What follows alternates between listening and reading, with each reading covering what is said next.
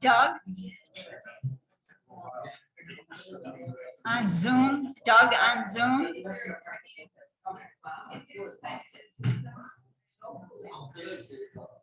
You can hear me, that's what I wanted to know, thanks.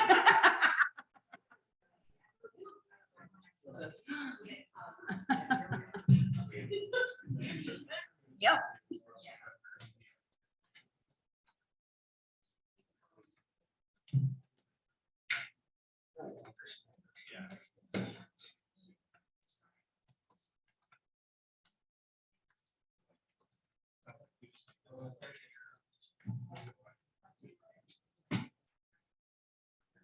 Good, all that time, and now Lenovo is all set up and ready to go.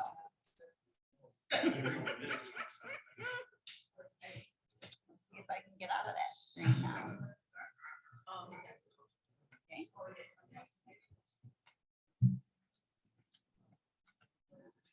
Where's our little name tags?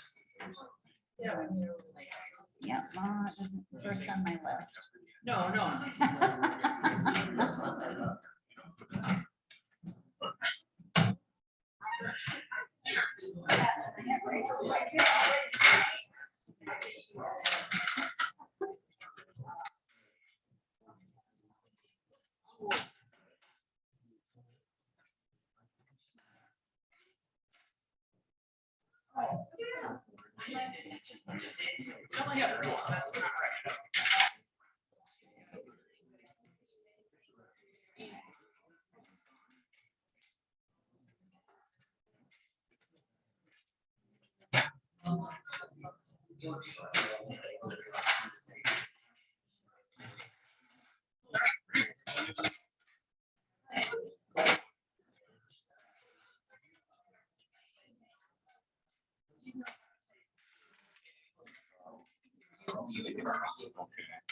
Mike, myself, Alex, and we don't have one. Okay. We have one. She's got her.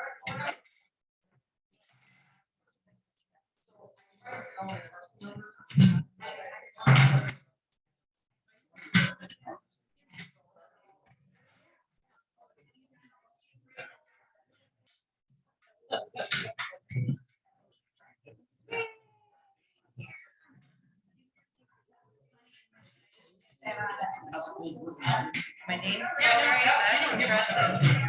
We're still stuck in place.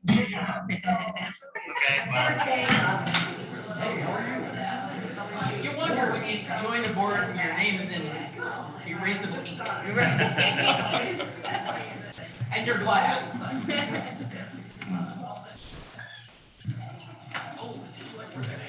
Yeah, it's gonna be a minute. Mike's, I just seen him pull in. Okay, we'll give him a minute. Yeah.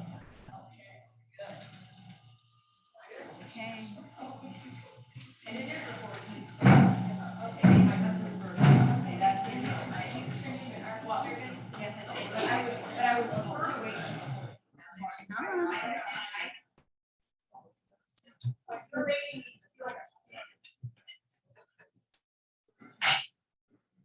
Made it feel like you're just running.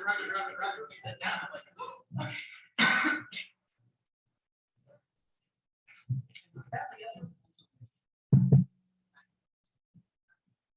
Oh, you can have mine. Okay. Oh, I probably don't need it. Yeah, you do. You can stay there if you want.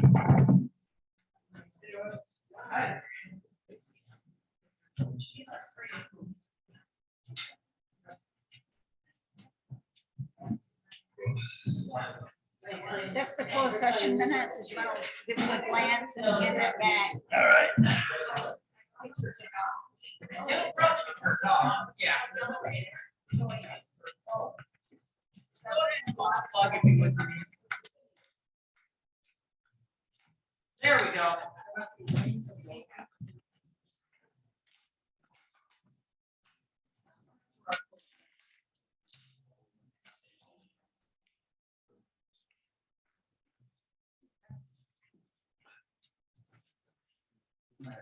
Here.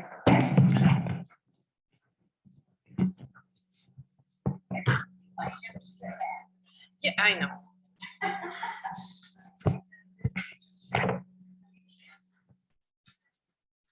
Or you may need to go into the program and turn down this one mic.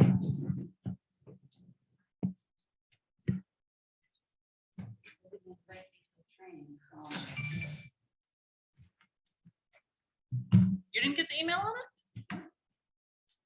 Okay, hopefully there'll be some availability after the fact. That's what we're working on. All right. 7:03. Call the meeting to order. All rise for the Pledge of Allegiance. Pledge allegiance to the flag of the United States of America and to the republic for which it stands, one nation, under God, indivisible, with liberty and justice for all.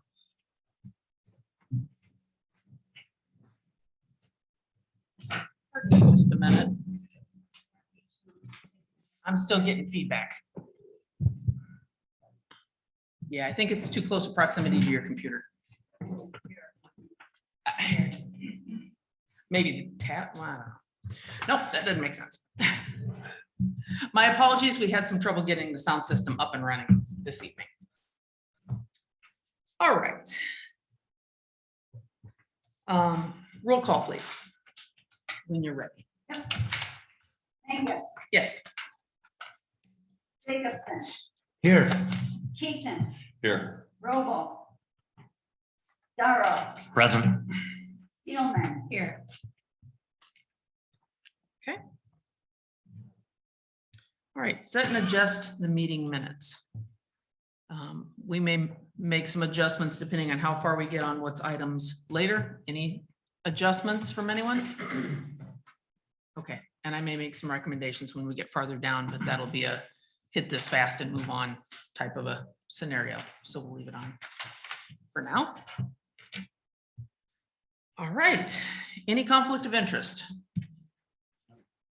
No.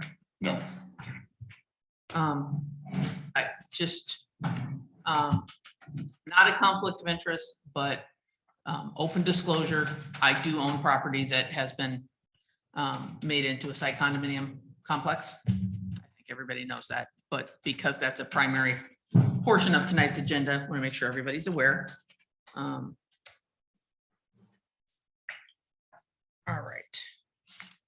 We are going to open it up now for public comment, starting with individuals in Township Hall. Please be respectful of time. If you see me tap my watch, you need to wrap it up promptly, please. And please only address each item that you would like to once per opportunity, early and late. All right. Do we have anyone who would like to make public comment from Town Hall?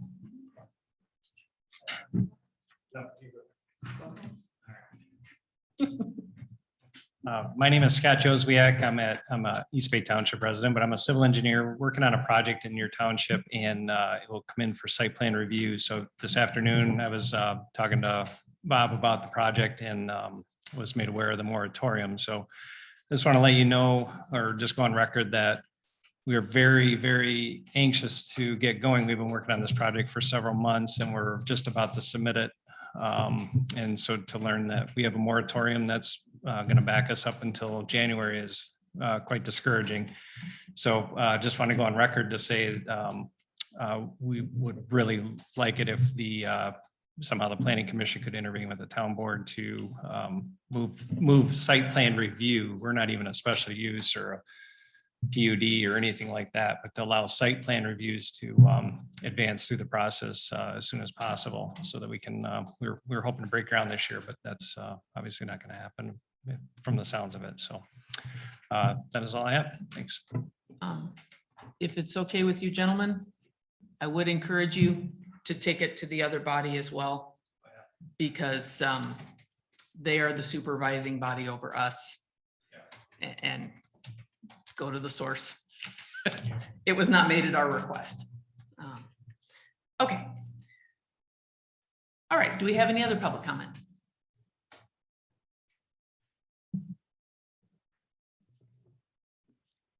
Good evening. My name is Vicki Beam, 6847 Bags Road. I've been in front of you for a few months now.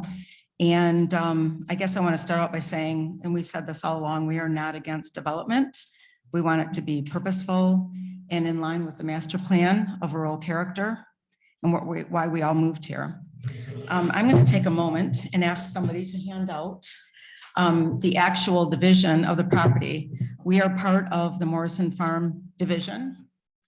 And as we've stated before, we are concerned about parcel B that is in question for the site condo. It is not in accordance to the 1-to-4 division. Not really sure why it happened, considering it was one of the first parcels that was actually split. A lot of things could have happened that would have made this well within the 1-to-4 split. So I think there's an issue there. As far as the moratorium, and you all said that you all had nothing to do with this, I'm going to bring up notes from the Planning Commission back in December.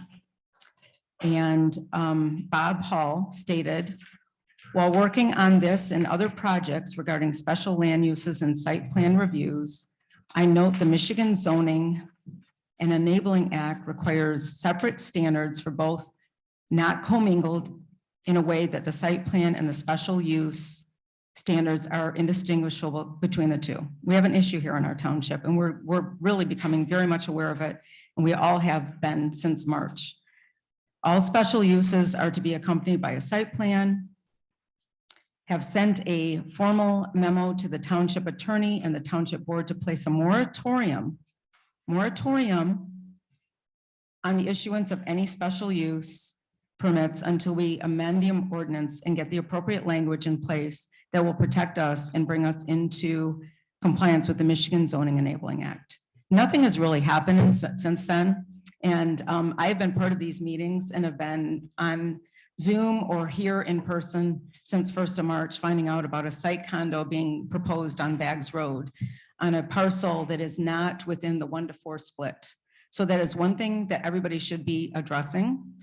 I have been bringing that up since it was brought up in March. We have been asking about information about this split, and we are not getting anywhere with it. So I think we need to go back to the basics here. We all moved here for a rural character. We all talked about this in master plan the same night that we talked about the Sen Brothers being converted to a wonderful veterinarian clinic, also to a equine clinic that is going to come into play. But we were not too long ago dealing with this on Crisp Road with campgrounds that were, again, we brought this up. You guys have a big old gap in the campground, specifically not having any particular campground per acre in one area of that. We're very concerned. We would like you all to help us maintain the character of why we all live here. We are all not only taxpayers, but we're also residents. Thank you for your time, as always. Do we have any other public comment? Okay.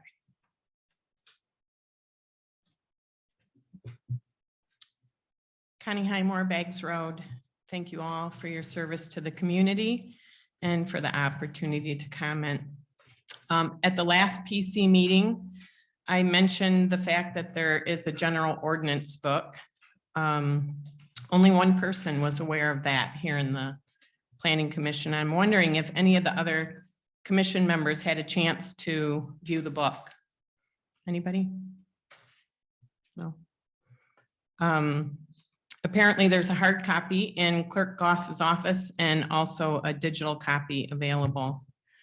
The general ordinances are not on the township website yet. I see general ordinances are a subject on the board meeting agenda for next week. These ordinances should be available to the public, but shockingly, they haven't even made it available to the Planning Commission. These general ordinances are important, not only because they identify code or law, but they also identify consequences and penalties for fines, jail time, or both in non-compliance. Article 25 is site plan review and special land uses. Upon reviewing the amended Article 25 in tonight's packet, it's clear to all of us that site plan reviews and special land uses should be two separate articles. Site plan reviews are referenced by numerous developments, including special use permits, planned unit developments, condo developments, etc. Article 6, 7, and 37 reference Article 25 for special use permits. Article 9 and 28 reference Article 25 for site plan review. Article 8 and 31 reference Article 25 for site plan review and special land use. I think we've proved our point. Please consider separating these two articles since they are two distinctly different and important subjects referenced by numerous other articles. Article 28 is condominium development regulations. I hold in my hand 5 draft versions of Article 28 dating back to 2019. That's 3 years of amendments and it's still in disarray. Article 28 is supposed to address all forms. Is Article 28 supposed to address all forms of condominium developments, or is it just meant to be for site condominiums specifically? There are numerous inconsistent terms used throughout the article. Condominium development, condominium development plan, condominium subdivision, site condominium plan, mobile home condominium development, condominium conversion. Per the guide to planning and zoning, condominium developments consist of multifamily structures. Site condominiums involve development of single parcel of land as sites for detached single-family dwellings. Continued confusion arises when condominiums and site condominiums are mentioned in the same paragraph. The term condominium development plan and site condominium development plan are used interchangeably throughout the document. Even page 26 of tonight's packet, under Planning Commission determination, one paragraph refers to site condominium development plan. The next paragraph calls it a condominium development plan. We need consistency with the correct terms when referencing the multiple types of condominiums. It's still so confusing. Let's make some headway on amending these articles. We have a moratorium to resolve for people like this. Good luck. Thanks for your time.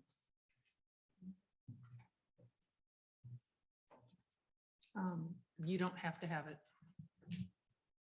Name and address is given voluntarily. He volunteered it and I didn't. You just want it again. Okay. Do you mind sharing your name and address again? Well, your Name or address. last name is yours, but Yeah, J-O-Z is in zebra, W-I-A-K. I'm an East Bay Township. You're probably used to that. I am. Okay. Linda, it's all yours.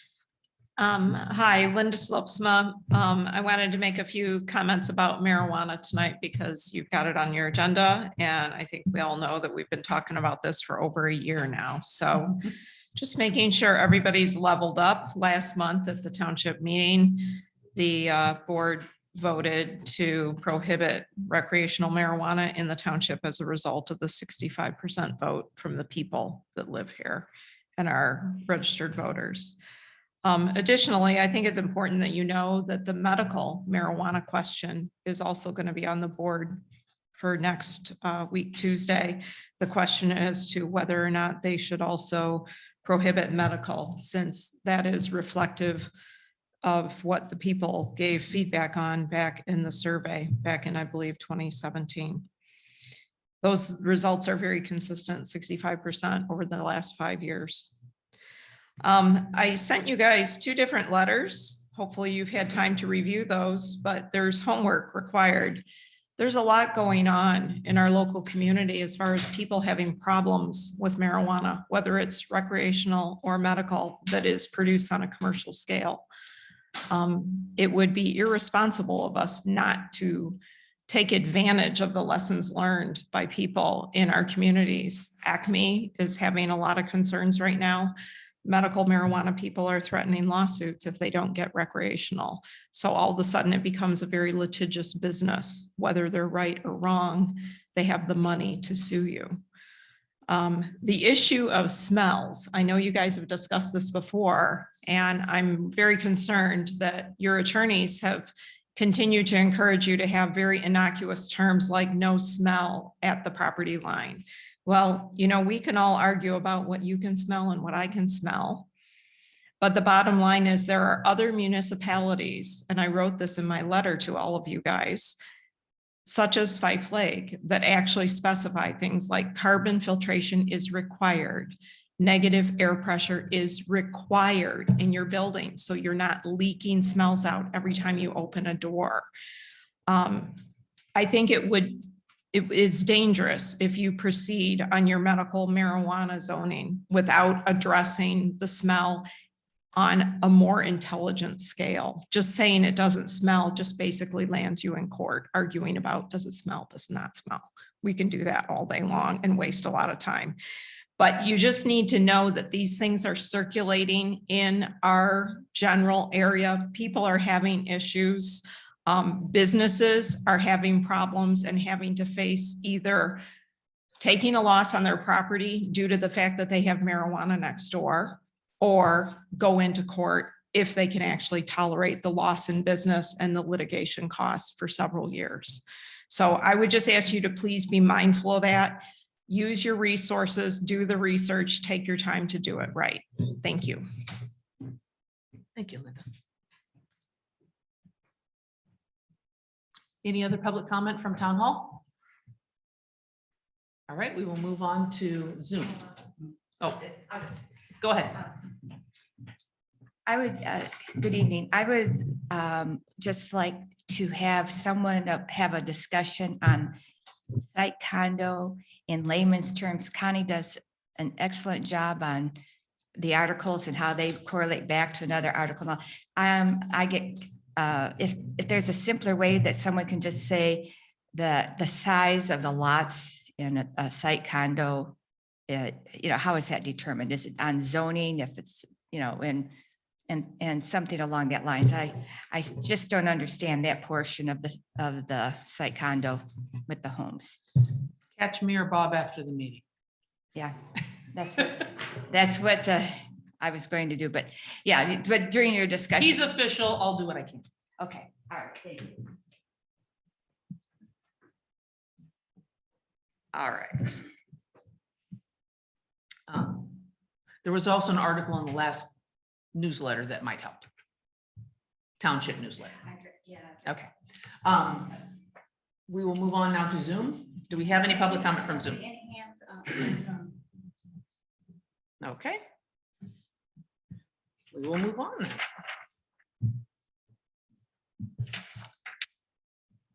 Okay, we have no public hearings. We do have our minutes for August 3rd and July 19th. I would like to start with July 19th. That is our closed session with the joint meeting with the township board and the attorneys.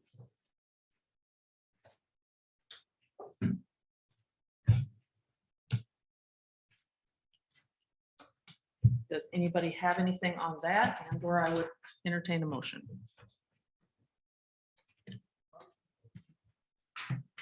Motion to approve as presented. Does that work? Okay. I'll second it. All right, I have a motion and a second. Any further discussion? All right, Lois, roll call when ready, please.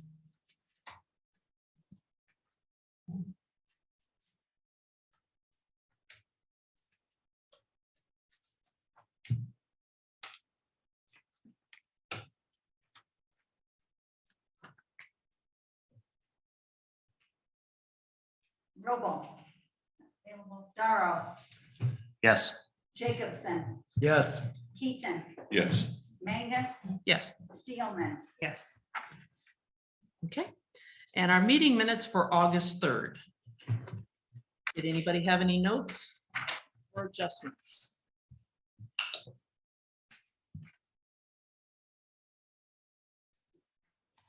I'll make a motion to accept them as they're printed. Okay, I have a motion to accept. Do I'd I have a second. Okay. Further discussion. I do have one note on this. There is the listing in our packet last month, we had potential findings of fact as a starting point presented in the packet. Those are in our minutes. I want to run it by you guys. I don't believe we ever discussed that because we never got anywhere near that point in the meeting to discuss findings of fact for medical marijuana. So they really shouldn't be in our meeting minutes. They were in the packet, but they were not discussed. Am I missing something? They were on the same page with special use permit findings of fact. And yeah, they were there, but we didn't talk about them. Am I missing something? Okay. That's the findings of fact on the medical marijuana. Yes, Okay. we didn't talk about them, so they shouldn't be in our meeting minutes, just in the packet. So would you be willing to make a revised motion? Yeah, I'll make a motion to accept the minutes as amended. And- Second. Oh. All right, I have a motion and a second to accept the meeting minutes as amended, removing the reference to medical marijuana findings of fact. If you need it more specific, roll call when ready. Darrow, Yes. Jacobson, Yes. Keaton, Yes. Mangus, Yes, Steelman. Yes. Robo. Yes. all right. Minutes are taken care of. Correspondence. Almost a little bit freakish. We actually didn't have any until after the packet went out. I don't remember the last time that happened. I don't know if it's a good thing or a bad thing, but it's a thing. Okay. So we will move on to reports and presentations. Bob, you are on and here. I am. Good evening. I'm not sure how long I'm going to be here, but give me just a few minutes of your time. I hope I don't sound like a record player or a rerun. And I particularly don't like to repeat what the public comment portion has already said, but I can't help it because it makes so much sense.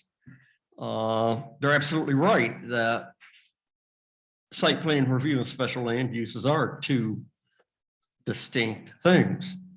Not all site plans are associated with special land use, but all special land uses are associated with the site plan. That's just the way it is.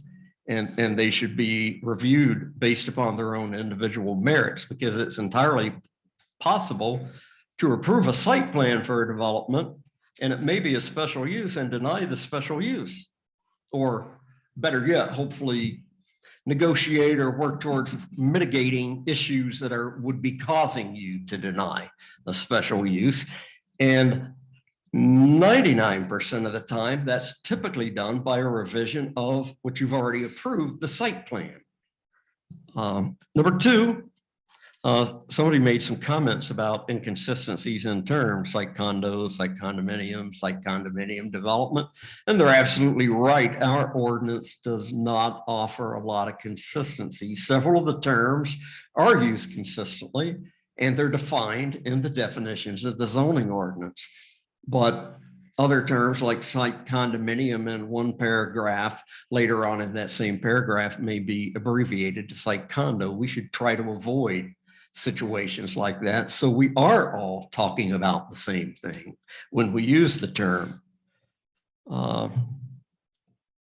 Okay, here's something I didn't talk about that I've passed on to the board, and I see that it's on the township board agenda, because I don't think a day goes by, a weekday anyhow, that my phone doesn't ring and I'm not getting a call primarily from real estate brokers or agents asking about short-term rentals. Now, short-term rentals are not listed as a use in our zoning ordinance, so my canned answer is no, they are not permitted. Are they there? Absolutely. There are a few of them, and they are beginning slowly but surely to creep into the concern category. And I don't know how fast it's going to creep. I know that I hear horror stories of surrounding communities where real estate agencies are paying people to move out of their homes and go to Florida for 6 to 9 months, because they can not only pay them to do that, but they can rent out their house at a profit too, after paying them to leave town for 6 or 9 months. Go figure. Not my home, but it is an issue. And I don't know how it's going to evolve. I'm also in the process of putting together a brief report for the Township Board of Supervisors request that basically that goes off of our zoning administrator's complaint manual, I think it's called, and basically asking me to describe in my own words where the zoning ordinance administration stops and where zoning enforcement begins. We've got a great manual that's like a cliffhanger, and the author was killed off before the book was finished because we have no remedies to enforce. It's just a recommendation to the township board and do what you will. And typically, if you do not have municipal civil infraction ordinances, you can only initiate legal action through the circuit court, which is about 10 to 20 times more expensive than, issuing an MCI and going through the district court. Another comment about the moratorium. I know the gentleman that spoke during public comment, I have communicated with him via email and on the phone just before this meeting. I didn't realize he was going to show up, but it's important, I think, for the Planning Commission to know that developers are out there and they're in the wings and they can't do a thing right now.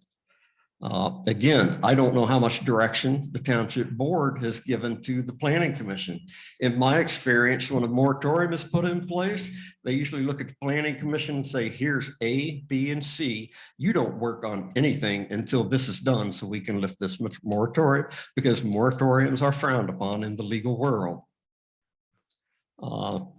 ZBA, we had a couple public hearings at the last ZBA meeting. And I actually have a couple handouts. And it's not homework, but you could count it as training if you wish. Because once again, the issue of nonconformities comes up. We spend an entire article which consists of 1 page and I believe 5 paragraphs on nonconformities that gives little to no guidance whatsoever to the Zoning Board of Appeals. Typically, zoning ordinances have several pages and even categorize different types of nonconformities, such as a nonconforming lot, one that's too small or too narrow, a nonconforming structure, something that's set into the setback that shouldn't be, or a nonconforming use, a use that was maybe there before zoning, and then when zoning was enacted, the act of zoning itself made it non-conforming. So what I'd like to hand out, and I'm not going to talk while I'm handing it out because they did such a wonderful job on these microphones in here last week. They're working. They're working. Yes, I can actually hear myself, and that's great. I'm handing out, it's an entire article of the Planning and Zoning News. It's actually the entire September, October 2019 issue. I have 1 copy over on the table and it's marked "Do not remove from the Township Hall, please." This is copyrighted material. I have received express permission from the editor to distribute it to my Planning Commission. Thank you for the extra copy, Bob. Ooh, it's in color. Thank you.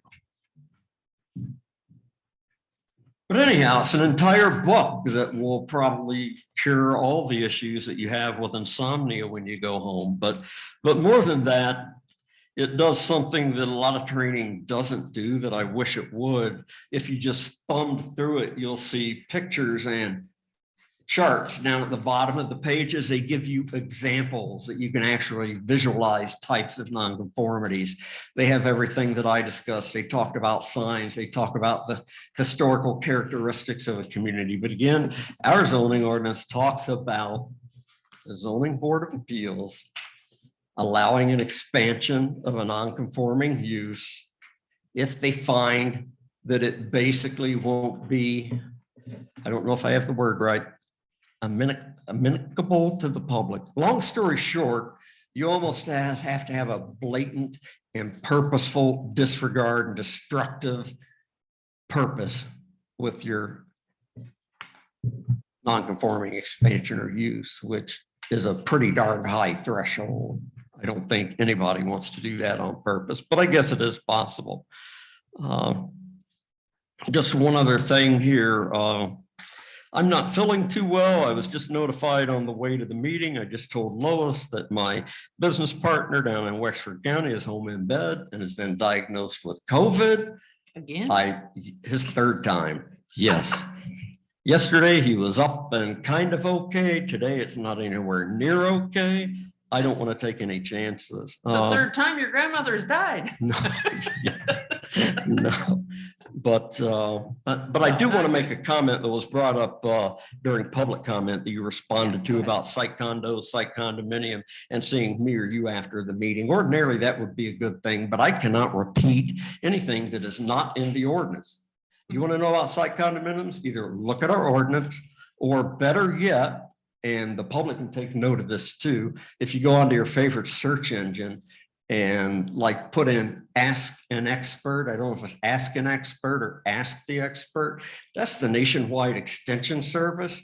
You'll go through a series of 2 or 3 questions. You choose your state, you choose your county, and you can ask questions about almost anything that the nationwide university extension services in most of our 50 states have, and they direct it to your regional land use educator to usually answer it. And the person that you would probably be receiving an answer from in this area would either be Brad Newman from the Upper Peninsula or Mary Riley out of the Manistee office. I just wanted to throw that out there for you. Other than that, typical land use permit activities, a little slow. I still have been taking some calls, but I cannot stand up here and say, hey, look for something coming at your next meeting, because I have to advise people like the gentleman that spoke during public comment with the moratorium in place. I've been advised by our attorney that don't even accept any applications, don't begin a review process, don't take any money, don't do anything right now. And that's all I have for you this evening. If anybody has any questions, I'm gonna try to hang on about 15, 20 minutes or so. I'll be here. Given the fact that you're not feeling well and you need to bug out, could you cover the ZBA report for Carl, because he's not here? No. And we actually yes. did have a meeting. Yes, well, pretty much, yes. It's on topic. So yes, that would be helpful. we did have a zoning board of appeals meeting, and typically if Carl was here, he would have told you exactly what I told you. I went into a little more detail. But I do want to discuss something that you may come across or you may not come across in that particular magazine. Is one was an issue of a non-conforming use of a garage that was placed in the setback. We had verified that it was placed in the setback prior to zoning ever being in Whitewater Township. And the storms of 18 months ago or whenever that came through decided to knock a tree down on it and basically demolished it to where he had a concrete pad, and he basically wanted to rebuild on the exact same footprint, but extending it 4 foot longer, not into the setback, but away from the setback towards the interior of the property. The other area, and I'll pronounce this wrong again, I'm sure, up on the northern end of Cram Road, just south of Playstrom, Yoka, whatever. If you do a lot of historical research in there, I don't know the history of it, maybe some of you do, but it's easy to tell that at one time it was probably a large parcel and a split, and families just built multiple dwellings on those parcels.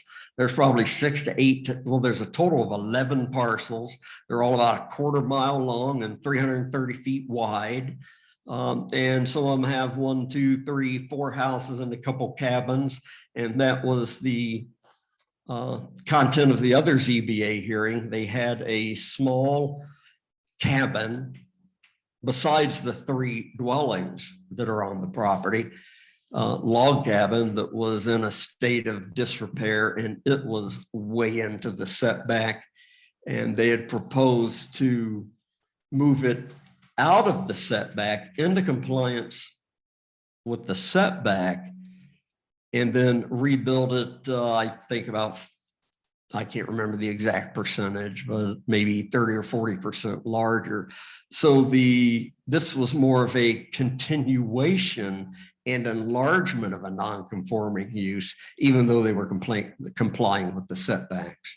And again, the standard that the ZBA is faced with, the bar is so high to find some purposeful intent to do damage or harm, that they pretty much had to do it. Now, they did list, conditions, and it's fortunate that most ZBA hearings, there's no requirement for a site plan, but in cases like these, you almost have to have a site plan to allow the zoning board of appeals members to visualize what they're asking for. And there was one ZBA member, Roberto Garza, that I had the pleasure of actually accompanying me on my site inspections. He's a brand new member to the ZBA, and I don't know whether he learned from me or I learned from him, because I'm looking at the precise letter of the ordinance, just like I would do for a site plan or special use. And this is the difference between, I know I'm going on and on, a site inspection that I would do and a site visit that you or a ZBA member would do, where I'm looking for precise issues with the ordinance. You're looking beyond that, the character of the property, the character of the community. I'm the horse with the blinders, and you're the one ripping them off the horse so you can see everywhere. And Roberto was asking all these questions. I mean, they were all very legitimate questions, and it opened my eyes, because I begged for planning commissioners and ZBA members to go out on sites with me just for the experience. And I don't think that's happened in 5 years. And it was great to have somebody out there asking those questions. Well, how'd it get here? Well, according to the records, it was built in 1955, well, why'd they let it go in a setback? Well, there wasn't zoning then. So yeah, that was a great experience. And like I say, lots of action for the ZBA. Carl was there, and a very valuable member on there. Just for reference, correct me if I'm wrong, the existence of the cabin is still a nonconformity, but its location was brought more into conformity. Yes. Is that correct? Yes. Okay. That was it. Anybody else have questions? Okay. All right, that's, directly relevant to our. COVID going on, and if you're not feeling well, you've been exposed. Yes. I'm sorry. So I was gonna say, feel free to bug out. You've got my phone number. We'll catch up with you, and we'll see how far we get and where we get, and we have a couple more laps on almost everything. I'll remind you before I go, there's a copy of this non-conformities up there. Feel free to come in. Like I say, I can't let you make copies of it, but you can read it. And if you have any questions, I'm happy to answer. Thanks, Bob. No problem. Hope you're feeling better fast. So am I. I can be back here tomorrow, so we'll know in a couple hours. Okay. All right. We don't have a township board report. I'm going to forego my report. Well, I guess I'll hit the topic. Public comment has already mentioned that we have, thank you, Vicky. No, thank you. That we have Yeah, he didn't, this was new information to him after he was here. Okay, for any of you that isn't aware, public comment was accurate. The adult use marijuana is being rescinded by the township board. And the topic of medical marijuana grow and processing in the township is on the agenda for consideration by the township board next week. So when we get down to that point, we may want to reevaluate our priorities in light of like what Bob said. They also put a moratorium on just about everything.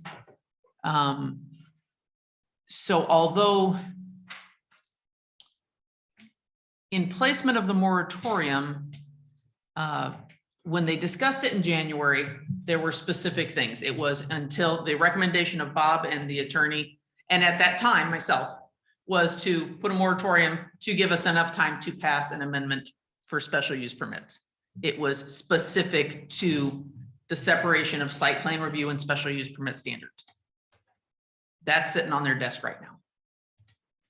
When they pass the moratorium, yes, they have not passed that yet. It's also on their agenda for next week for them to look at that and make their determination on whether or not they're going to accept our recommendation for corrections. They have not given us anything specific else that needs to be done to lift that moratorium. Because when they set up the moratorium, there wasn't a checklist like Bob was talking about a minute ago. I don't know if they're going to do that at the next meeting. I don't know if they're going to do that at all. But we have not been given a checklist of things that we need to get done in order for them to lift the moratorium. So we're kind of hanging a little bit. But knowing the related content, I guess I'll say I stepped out there and put all related content that one could possibly think has anything to do with this on our agenda for tonight. So when we get down a little farther, we can discuss which direction you want to take with our time for deliberation this evening. I hope that makes sense. They didn't just confuse everybody more. All right. Unfinished business. Update on pending amendments. Both are site plan review special use permit amendments to Article 25 are before the township board for review at this next meeting, as well as the Article 1, 12, and 14 setbacks and preamble and waterfront property is also before them. So they did decide to go ahead and put both on the agenda. I don't know how far they'll get. They have their agenda packet is just under 350 pages. I don't know how far they're going to get. There's just a whole lot of stuff, and very few of the items on their list are check it and move on. They're pretty intense. So we will know better where the amendments have gone from here. Any questions from anybody on any of that? Okay. And I will add, as well as appointment of a township board rep to the PC is also on their agenda. So with a recommendation for Heidi Volmuth to take Lloyd's previous seat. So if anybody has nothing to do next Tuesday, it's going to be a long day. All right. Moving on. Article 25, medical marijuana amendment discussion. We have two ways to go, pending the information I just gave you a minute ago. We can sit and go through the rest of the attorney's recommendations for the article and then go through the additional recommendations that we received from the public for that article. Or we can set it aside and move on to items related, use that time to work on items related to condominium development, special use permit, items that may be coming forward in relationship to the moratorium. So that whatever is on the docket, we can get that cleared as quickly as possible. Bob and I did reach out to the township attorneys with the list of questions, and what we got back for this meeting was a list of questions.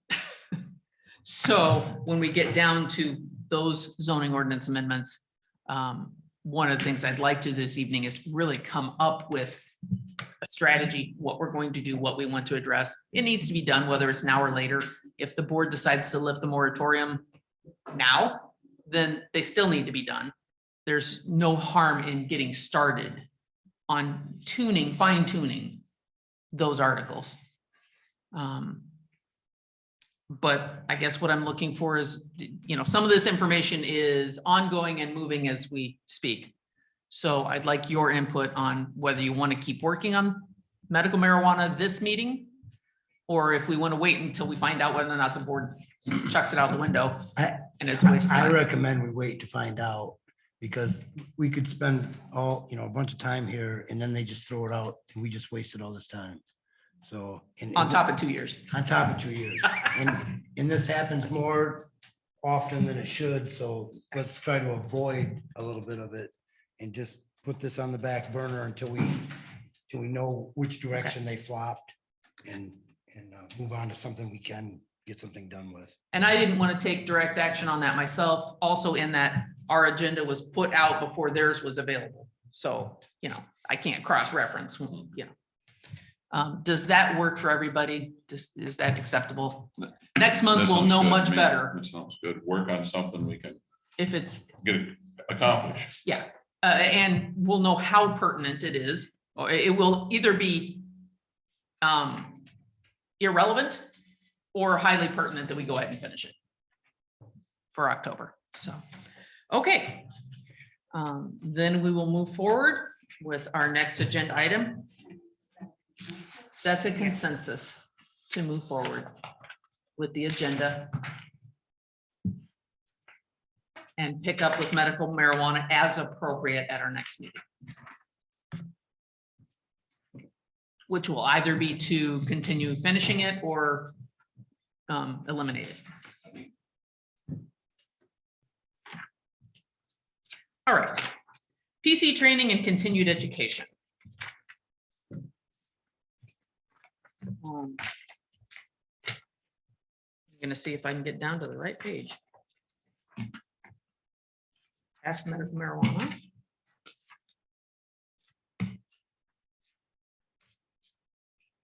Thank you for the website, the exact website. I couldn't find it Oh, for, for the citizen planner. oh, I couldn't yes. find that exact. It took a little digging. They're not offering as many programs as they have. Okay, for everybody, tiny little page, page 22, one little blurb of information. I dug up the reference. Citizen Planner is the primary, in the state of Michigan, the primary educational offering that we have. It is a 15-hour online course. I'm going from memory, but I believe it was substantially longer in person. I think it was 3 hours a night for probably 6 nights, which was probably the cookie break in the middle that they tacked on, and Q&A at the end. I highly recommend in person, just because the vast majority of people learn better in person, but they're not offering it in person at the moment. So online is the option that is available. The advantage there is there's less superfluous additional conversation. That's an upside and a downside, but it does hit the relevant information. You can move forward with it. When I took it, it was in person, but 1 week I had to do it online. I was able to just take out that one lesson, and there were some decided merits. There was a little less bias of the presenter. When you took it online, you just got the raw facts and a little less additional stuff that I went back and tried to find in my packet, and it didn't exist with the online, with the in-person presenter. There were a few extra items thrown in there, substantial ones. So our township has a mandate in our bylaws. Our planning commission has a mandate in our planning commission bylaws that everyone have continuing education at least once a year. Now, we have a lot of that fulfilled by things like the planning and zoning news that Bob just provided to us. We have traditionally done a lot of that in-house. And then with having, anytime there's a really good seminar, we try to see if we can come up with one person to go to the seminar. Carl's done that for several seminars.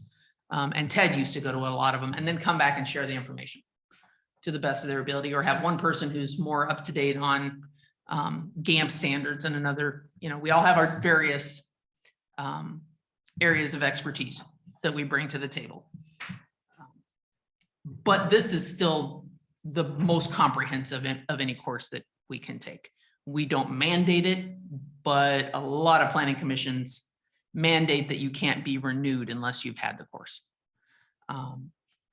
If anyone's willing to consider it, I'd strongly encourage you. It is probably the best.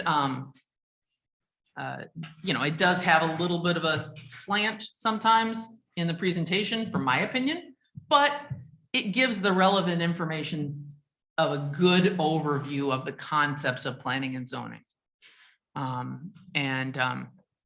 Everyone would benefit. Everyone on the planning commission would benefit from going through the coursework.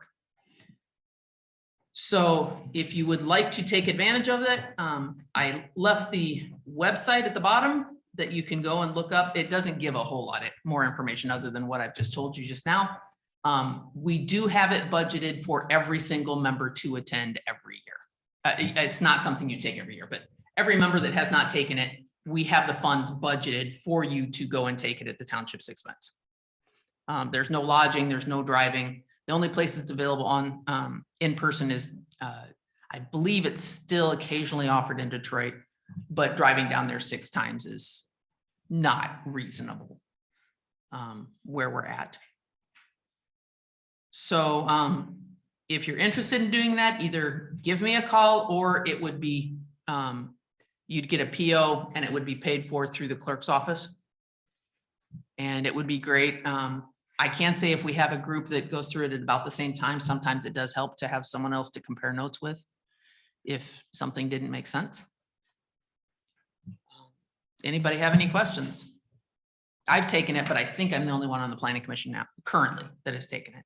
When I took it in person, I took it with almost the entire township board and almost the entire PC, because Milton Township brought the trainers in and offered it right here. So we just all went and took it. Is that a possibility to offer it because we all need it?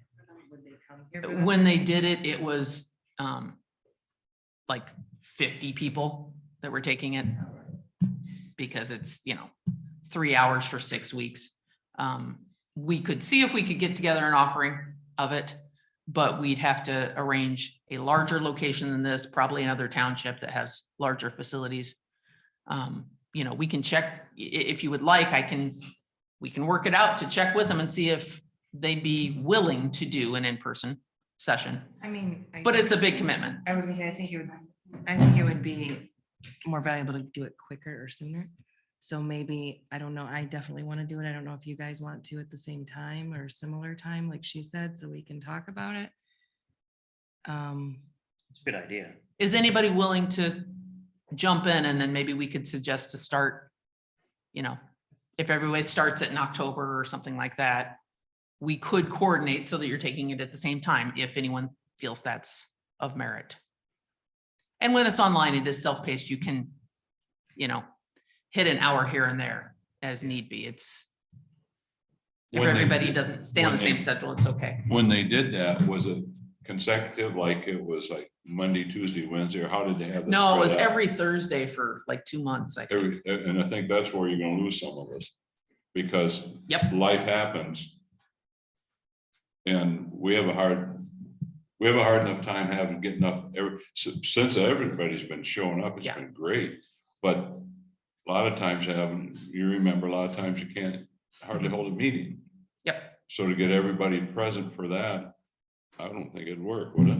Well, there was 1 week I couldn't make it for, I don't know, funeral or whatever the conflict was, but they keep going because it's every Yes. week. And so I just did that week online Okay. and picked up on, you could switch back and forth. So I was able to make up that meeting online and still finish the program. And Lois, did you take it in person or online? Okay, so Lois took it at a different group, right? Yeah, I was up in the peninsula. Okay, so Lois has taken it also previously. And I think you went on and got the master citizen planner as well.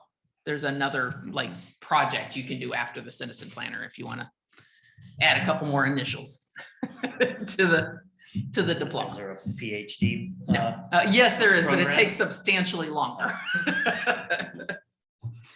You're gonna have to see more like Michigan State. Have a conversation with them. So anyone can pick this up at any time. I would really encourage everyone to do it. But does anyone have interest in having several of us started at the same time and go through it at least with the same start date, or just pick it up individually? October-ish, November. Okay. Were you wanting to start it like right away, or does that work October for you? would be great. October? Yeah. Okay. If- Well, how does this sound? Anyone who's willing to take it on, give me a call or see me or Cheryl. And if we have everybody started up first week in October or so, if not, hey, I still encourage you to pick it up in November. But if you feel that there's some merit to taking it at the same relative start date and potential pace as everyone else, just in case you need to compare notes or, hey, did that section make sense to you? Give someone a call. We'll shoot for October.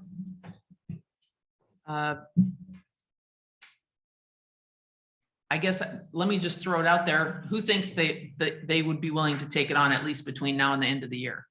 Yeah. Yes. Okay, Mhm. okay. Mike, are you up to doing it? After the first of the year. It quite is possible. online, but it's, you know, Between now and the first of the year, my Okay. priorities are different. you just keep clicking next. Okay. So, and I think Carl was interested in doing it as well.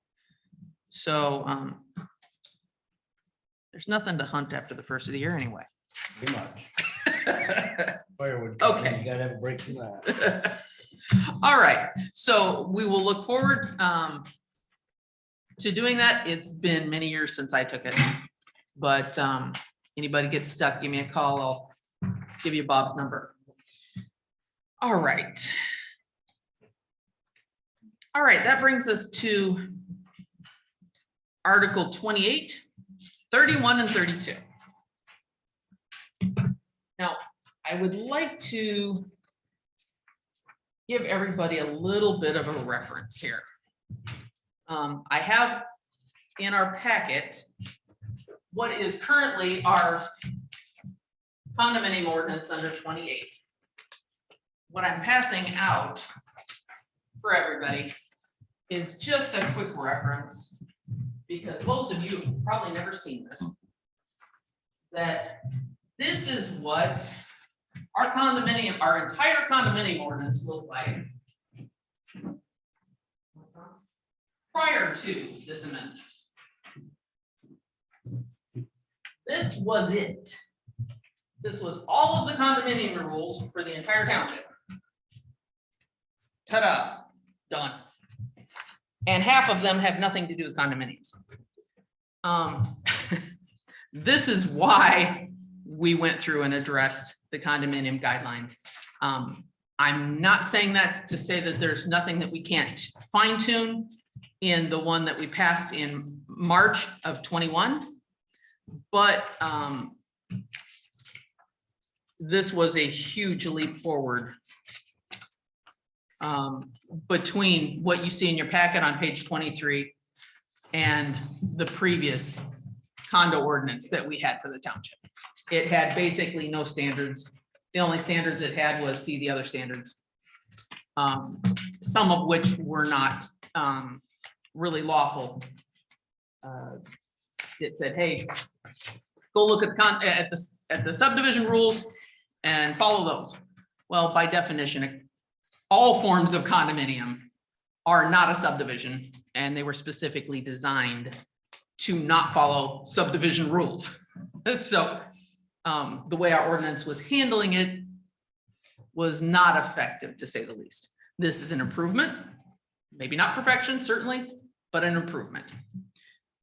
So moving forward, we heard several recommendations from the public on things that they found confusing or things that they would like some clarification on. You will notice one line in red. That's one that has come up between board, public, multiple times. This was a little more historical context. This was written by Lindsay Wolf when she was still our zoning administrator. She was in the process of completing, I believe, her master's in planning and zoning when she was our ZA. And then vetted through the attorneys. It took several laps through the attorneys.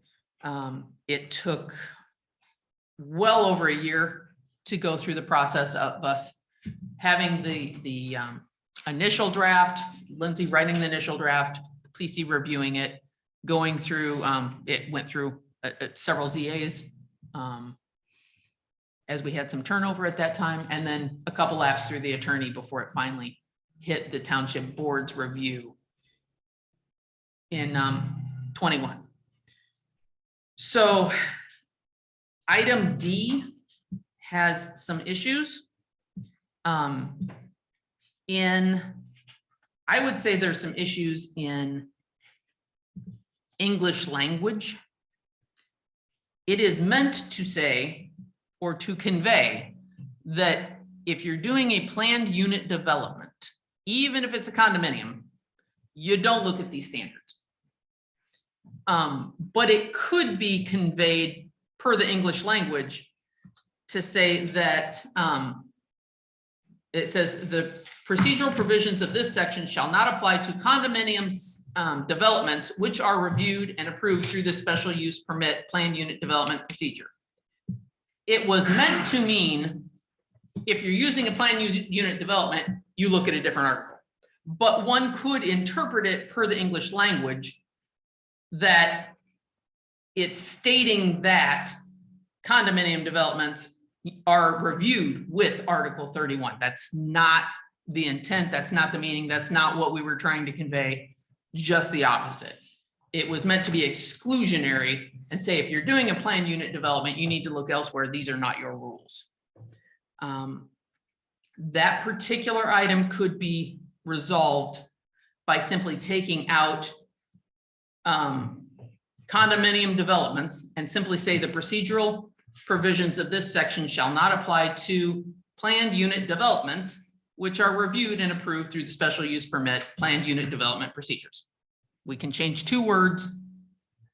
It resolves any confusion, I think, but I'm very open to you gentlemen if you have anything else that you feel would help clarify that item.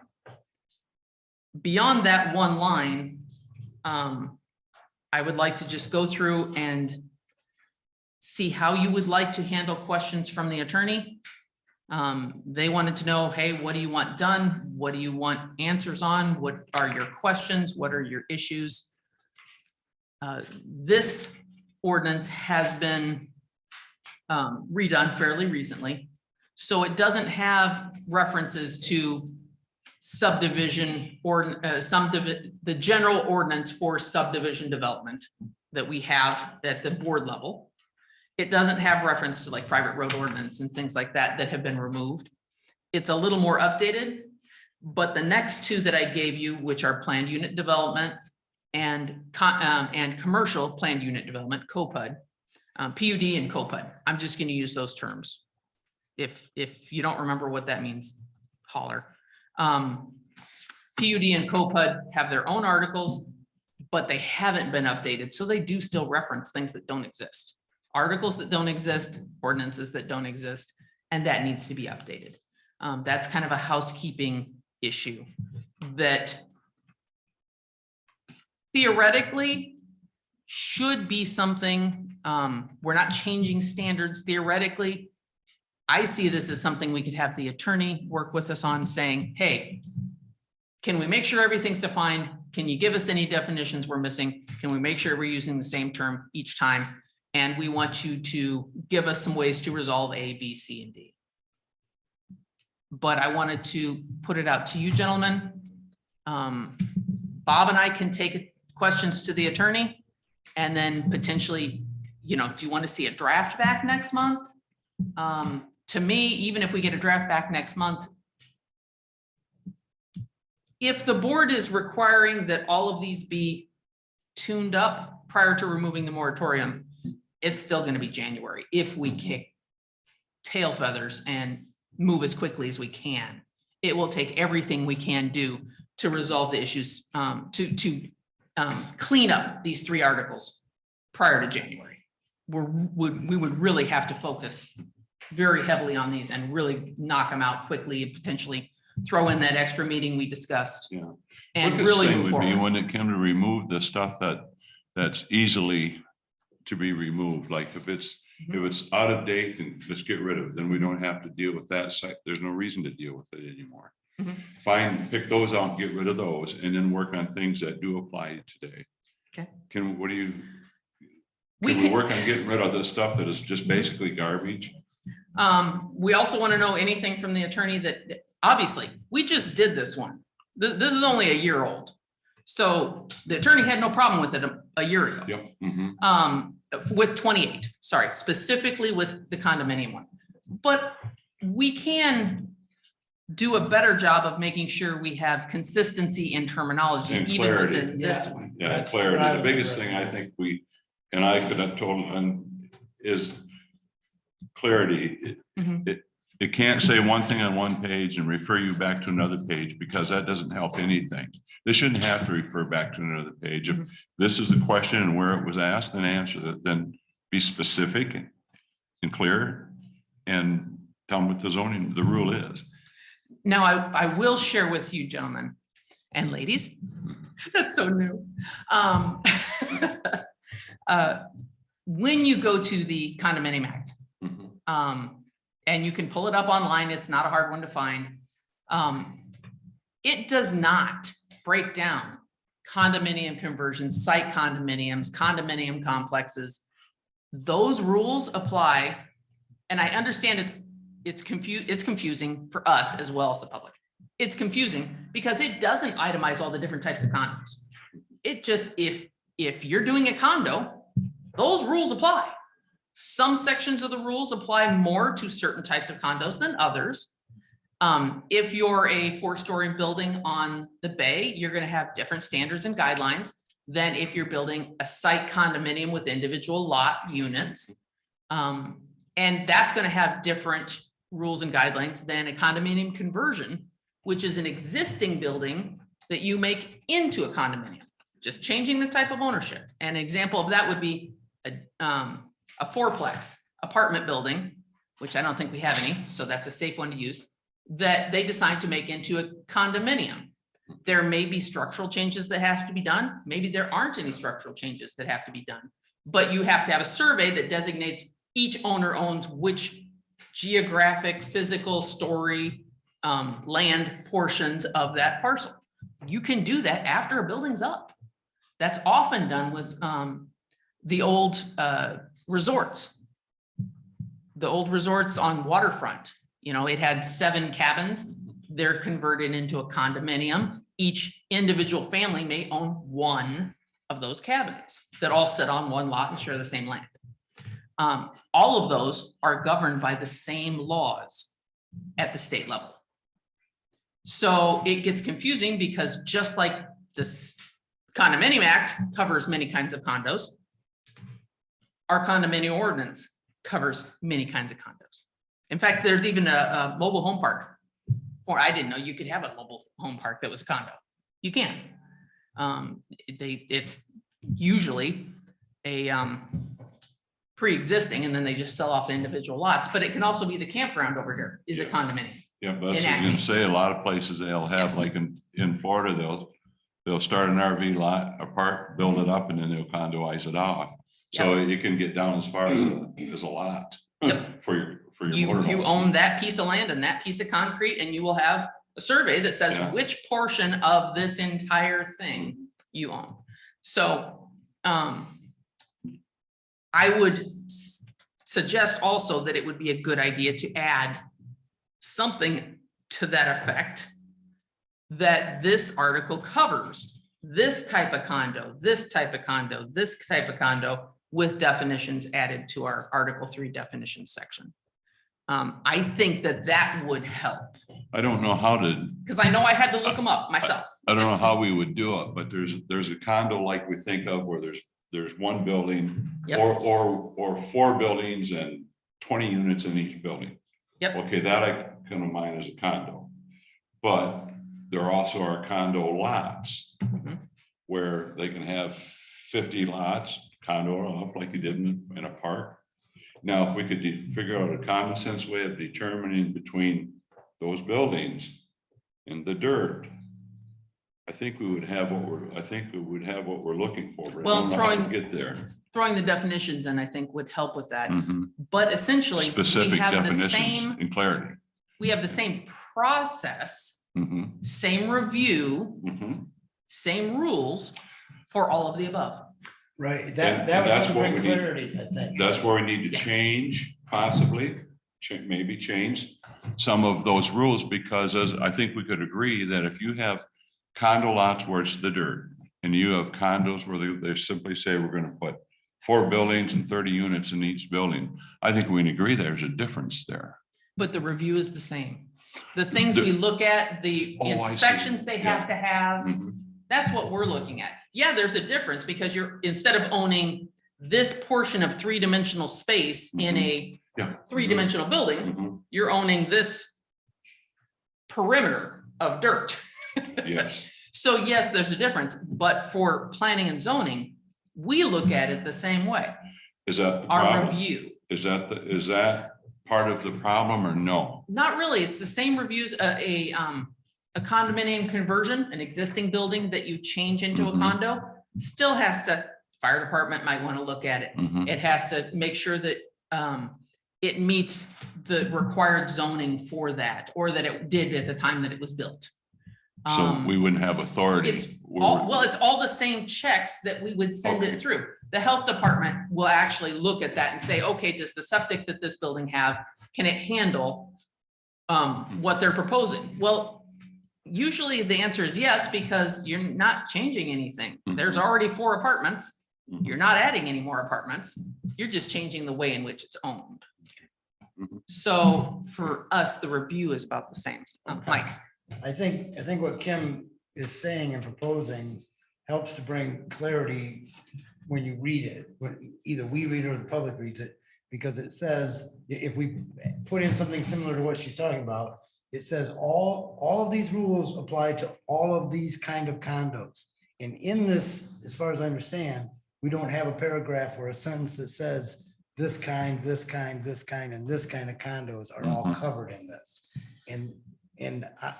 For me, that's kind of confusing. If it said this, and this are all covered in here, it would take some of the confusion away, Mhm. is what I am getting from what she's saying.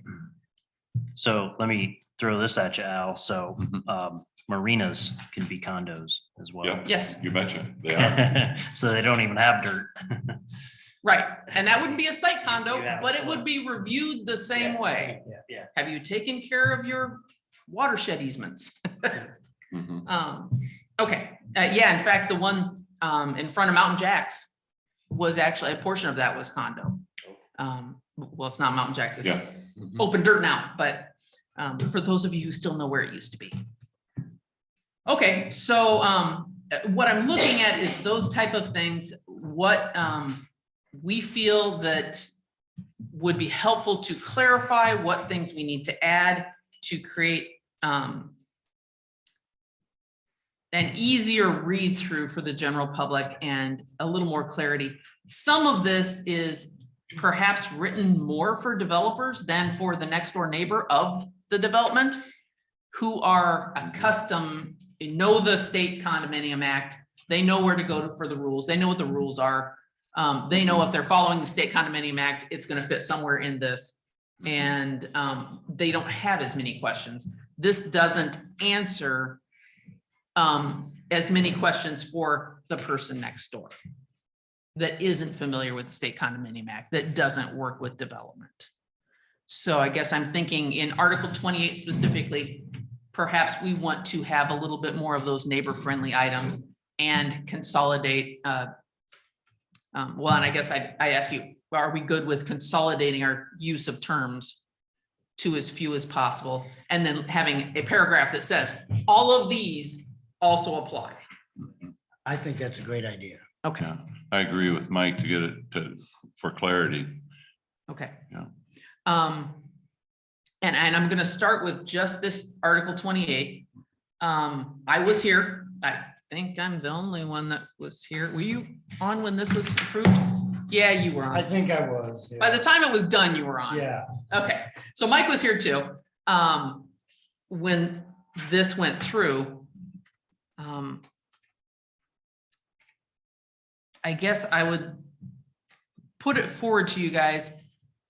I can go through and highlight multiple uses of the same term. The attorneys are they're gonna pull some junior associate and run them through. Say, how many different terms for condo can you find in here? Gonna run them through their paces on this one, but I'm willing to go through and highlight the items that I see.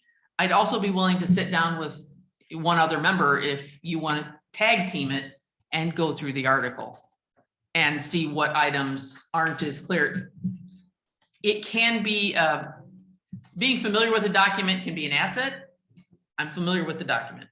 It can also be difficult because I know what we meant by that. So like when it comes down to that red sentence on D, I know what the intent of that was. I can see where grammatically someone could reverse, and it truly is completely reversing the meaning. That's legally, that's not the way those words read, but we need to find that common ground where it makes sense to the attorney, it makes sense to the planning commissioner, and it makes sense to the public, and they all come up with the same interpretation. That always needs to be our goal. And that can be hard because the way a standard human being reads something and the way an attorney writes it are not very often compatible.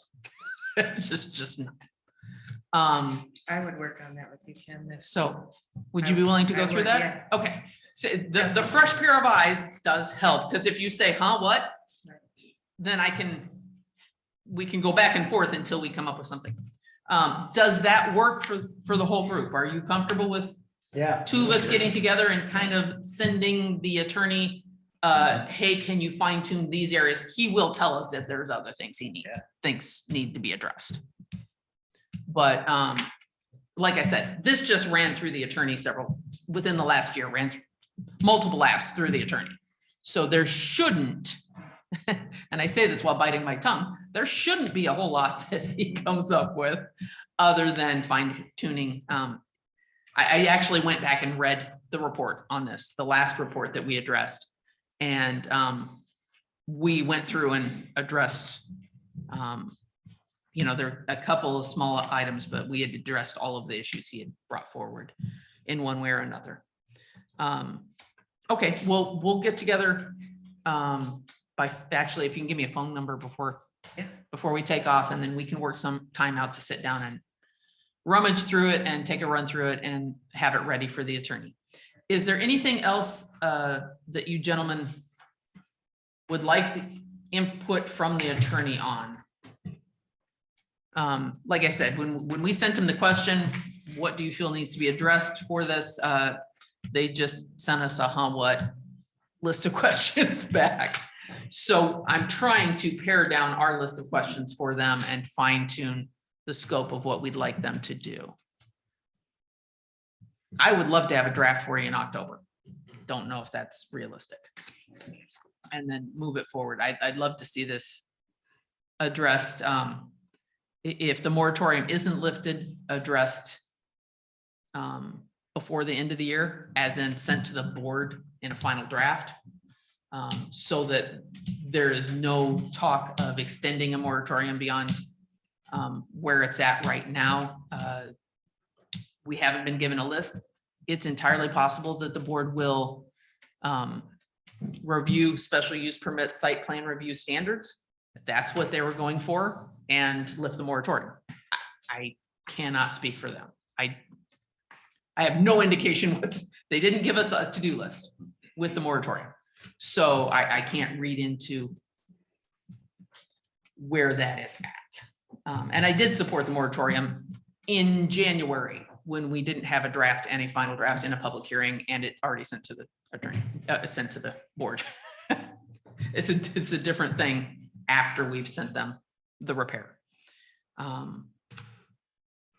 Does that, I think is this our priority? Do we need to make this our priority, or pending, depending on whether or not we get more insight from the board on their priorities? well, if we get some direction from the board, I say that we pick that up and go with it, but at the moment, we've got no direction, so doing what we can with this is what we should Okay. do. It's very frustrating to do all this work and then the board changes their mind and what we've done is in vain. But we got to do something while we're here. The fine tuning needs to be done anyway. A little more clarity in this one. Questions have come up multiple times by multiple individuals, and that's really the best impetus for us to say, okay, we need to clarify something because it's not as clear as we want it to be for everyone. Like I said, we want the board to read it, the PC to read it, the attorney to read it, and the public to read it, and to come up with something real close to the same interpretation. And we don't have that at the moment on this. I think we should move forward with this. Okay. The things we've talked about. And, try to get it sent to Okay, I will work, and we'll, I'm gonna suggest that we make that a motion that Rachel and I work as a subcommittee to prepare the draft for the attorney review. I think for this, that might be better than just doing a consensus. Would someone be willing? What? Go for your words. Yeah, I'm gonna, I'll make the motion that Kim Angus and Rachel, can't remember your last name, Stillman, thank you. Work as a subcommittee to prepare a list of draft inquiry for the attorney on Article 28, condominium development regulations. And do I have a second? I'd second it. Okay. Compare list of- To prepare and send a list of questions and recommendations for the attorney.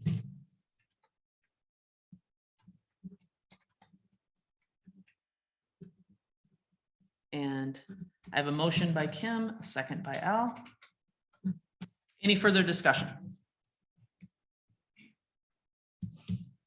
Okay, roll call vote when ready, please, Lois.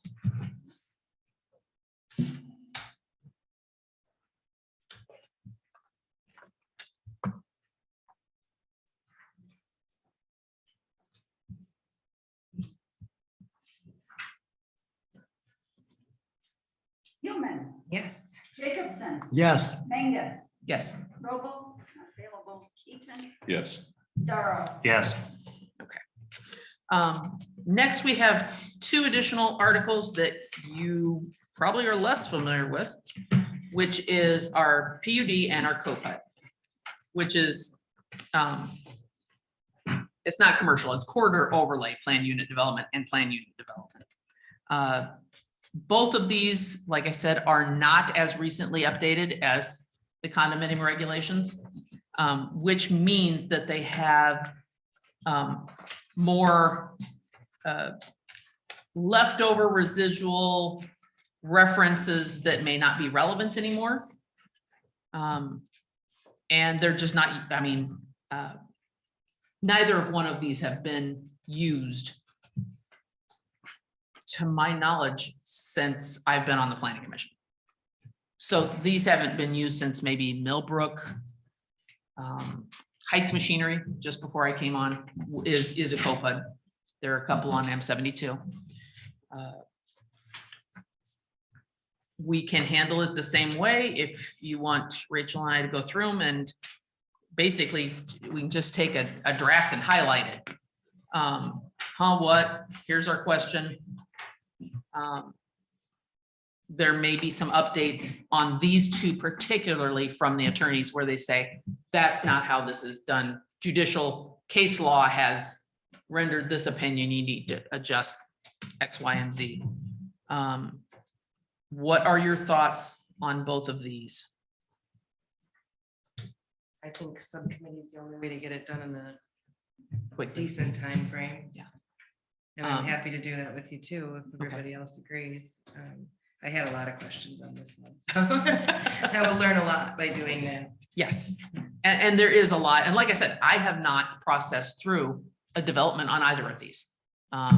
Heights, that might not be true. Heights might have been at final approval when I came on the planning commission. It had already, I came in right about that same time. So they're not ones that I've worked with as much as well.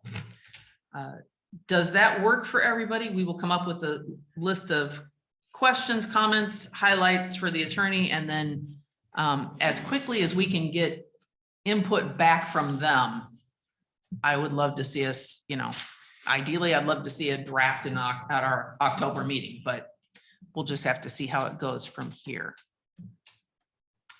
I think it's a great idea. If you're willing to do it. Yeah. You nominate anyone else. I'm behind you all the way. Well, once we're doing one, it makes sense to just keep going. It's a good chunk of text, but like I said, it's not like we're out on our own on this.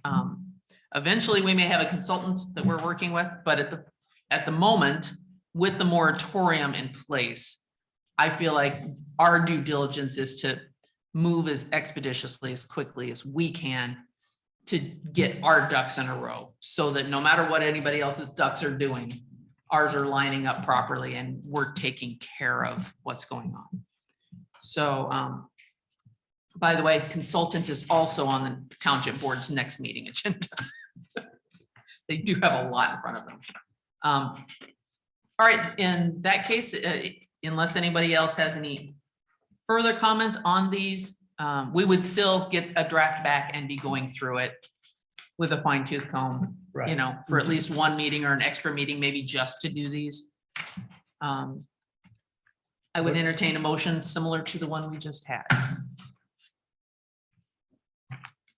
I'll make the motion that both these Combine articles are over by these two members at the same time. Subcommittee, Second. yes. Yes. And the second, Al? Yeah, second, yes. I thought I heard that, but I didn't know if I was remembering a different motion. Okay, any further discussion? And I would suggest that Bob will probably also have some input on that. However, we will not be meeting with him in person, at least for a while. I won't be. Right. So, all right. Roll call vote when you're ready, Lois. We're running you through your votes. You're gonna have to grab another page. That's okay. Just make a margin off on the side.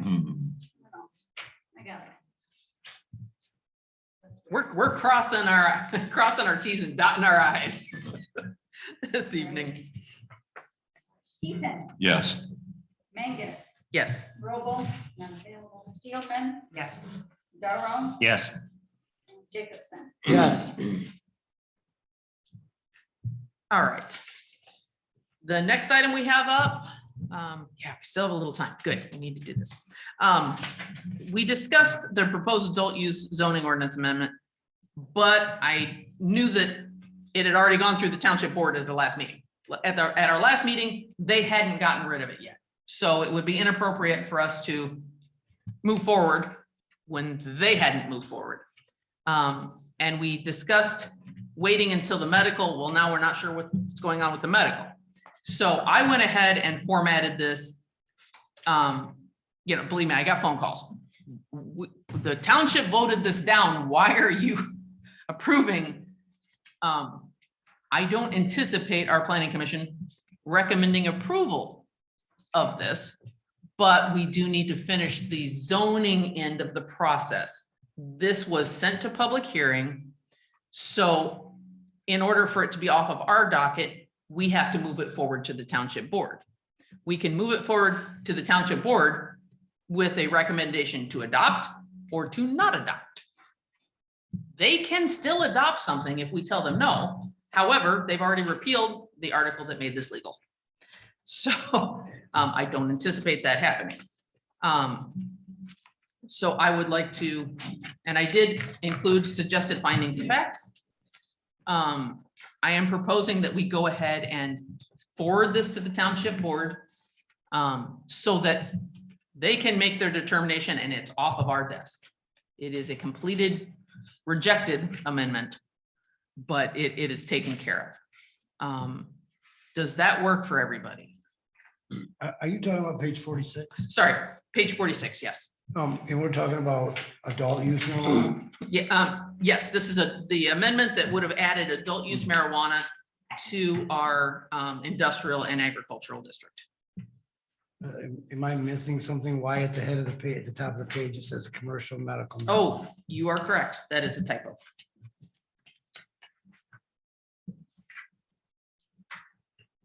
That should say adult use marijuana facility and marijuana establishment zoning ordinance amendment. Thank you.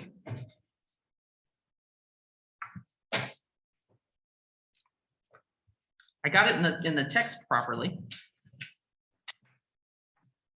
I'm confused. I'm like, No, like I findings of said, fact don't match the. that's the problem with looking at the same page too. No.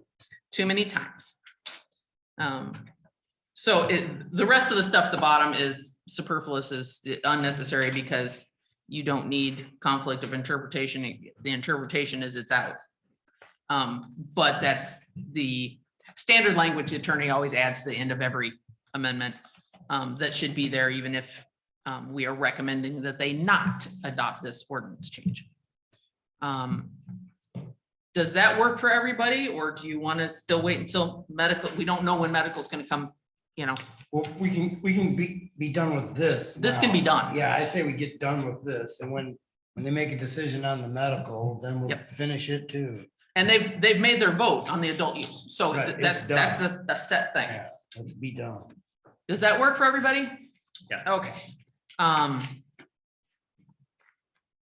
Let's move forward. I'm taking by consensus that everybody's agreed to that. Let's also look at the findings of fact. I kept this very short and sweet. Whereas adult use marijuana has been rejected by the Whitewater Township residents by a referendum of the voters, the planning commission recommends approval or disapproval of the proposed, that should be disapproval, of the proposed amendment establishing, whoops, I have medical in there again. I'm glad you highlighted it. Adult use marijuana grow and processing establishments as a special use. I don't see any other finding of fact other than the voters rejected it. It's done. That's all the facts we need. And the board does have the option of adding additional findings of fact supplied by the attorney or themselves when they adopt or reject something.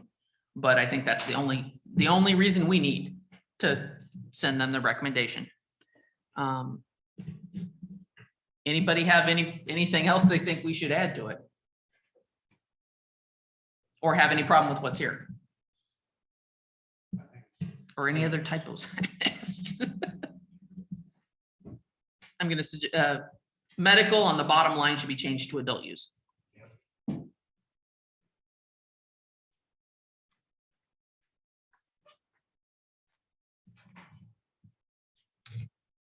Okay, and this has already been to a public hearing, so there's nothing else on our end other than forwarding it to the board. That would be through 9-1. Yes, we need a motion and a roll call vote. I'll make a motion to send this approval to the board. Okay, I'll second. all right. I have a motion by Mike. A second by Alex. That we forward adult use marijuana to the township board with the accompanying findings of fact, with the term medical removed and adult use replaced on both forms. Was that correct? Okay. With a recommendation from the planning commission that it remove the word approval with a recommends disapproval of the proposed amendment. And I can give you my cheat sheet if you want it. That's fine. Do you want me to read? Do you need the findings of fact? Do you need that? Okay, so we're changing, we're going with disapproval and adult use. And then the same change on the ordinance itself, on the header. Okay, roll call vote when ready.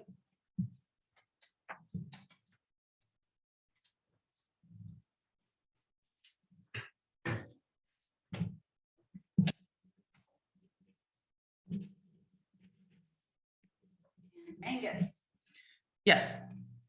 Robo, available, Ethan, Yes. Steelman, Yes. Darrow, Yes. Jacobson. Yes. Okay, motion carries. All right. We are making great progress. Proposed adult use, okay, forwarded to township board. I will send notice to the supervisor to that effect. They obviously won't be able to address it until their next meeting, but because their agenda came out, I think the same day or the day after ours. But it is now on their desk and off of ours. All right, next item, planning consultant status. I believe we already referenced that. It is on the township board's agenda for their next meeting. They have a proposal if anyone wants to run through it in the township board packet. It's somewhere right around the middle. That's not going to help you much. Like I said, we're looking at like 350 pages. The middle to 3/4 of the way through, because I think they have 2 months worth of financial documents or something at the beginning. So the first half is really just ledgers. But that's up for them to go through. Hopefully we'll have a little bit more to work with this time next month. Any questions on that? All right, master plan review. Also on hold pending. It didn't make any sense for us to run around trying to put things together until we had the consultant on board and have to readjust the process. We already got a good way into it. I will be trying to provide, assuming we have someone to work with, I will be trying to provide the documents and the editing that we had already done in the areas we had flagged as maybe needing a little more attention. He may have entirely different recommendations on, hey, you know, this, you don't need it. Here you need some more definition, and we'll be going through that, hopefully with someone else. Any other questions on that? So that's the state of the state. Update on pending projects. Article 5 and the zoning ordinance word copy are both still pending, but all condominium regulations just kind of jumped to the head of the queue in my book. With a moratorium takes away a portion of the private property rights of the entire township. And in that circumstance, I feel like addressing that issue needs to be our #1 priority until that's lifted. Yes, we still need to address those items, but that's just my interpretation, but I wanted to put that out for you gentlemen. I agree. This is a problem in the township and it needs our attention. I wish we had some direction from the board, but here we are. If the moratorium lifts, then we can, play with what order Our we're own business. Yeah. I know that there's been some input that we shouldn't be working on as many projects at once as possible. We're getting shot at by from too many directions. It's just, that's saying you should have zigged instead of zagged, and we're hopping around on one foot. So, doing the best we can. That will mean that we're going to be juggling a couple projects at the same time. We're setting like medical marijuana aside, like we did this month, to prioritize other things. If the board lifts the moratorium on development at their next month meeting with, adopts our proposal for site plan review and special use permit amendments, and then lifts the moratorium, then it becomes less urgent. Still needs to be done, but becomes less urgent. Does that sound like a plan? Anybody else have input on that? Okay. Good. And I'm hoping that the Article 5 districts and mapping, I'm hoping the consultant will be able to help a good bit with that, because we're going to have to maybe do some work in a subcommittee, again, making a run through of some of the, maybe even some of the historical documents, as much as I hate to do that, to find out what the intent was of certain things when they were passed before we restamp our stamp. I'm not willing to give a rubber stamp of approval on a map unless I know that it was accurate and what was intended and what was actually passed, or have a real good reason why it needs to be that way now. One or the other. You all have to have your own standards for that. All right. New business. We also heard about this in public comment, and we will get as far as we can get on this evening in the last couple of minutes we have. A lot of folks did not like the fact that we did not have our standards for commercial campgrounds on our setbacks. Had we waited until we were ready and went through all the campground standards to do the rest of setbacks, it would have just delayed the passing of everything else another several months. So what we discussed, the attorney said, hey, you need to address these other items at the same time. So we set campground standards aside, passed all the rest of it, or forward all the rest of it to the board. But we still do need to address this. This was a huge input from the public, major priority. What you see in front of you, everything in black is what is currently the last section in Article 25 site plan review, our commercial campground standards. What's in blue are questions, concerns. Like I will use, for example, line number 3. I will apologize. I was on the board when this was passed. Line 3, permanent cabins. What about them? Are they allowed? Are they not allowed? Must they be painted green? Must they have orange polka dots? It's just absolutely nothing. It's just a random word, permanent cabins. Now, I know the intent was that permanent cabins are allowed, but this doesn't say I guess that. my question is, what's a permanent cabin? I mean, my house could be a And permanent it's not cabin. defined. I mean, there's no definition to what. Yes. I've never heard of such a. If it's a cabin, it tended to be permanent. You're not going to move it. There's no wheels on it. Yes. No turning signals. It's not going anywhere. And it needs to be defined. That could be a tiny home. It could not be a tiny home. Are we allowing it? Now, I know this was written in reference to someone who put in some permanent cabins. And we did define it, I believe, as over 200 square feet and under 400 or under 600. I had a question. Would Yes. that have required a building permit? And if it did, that made it permanent.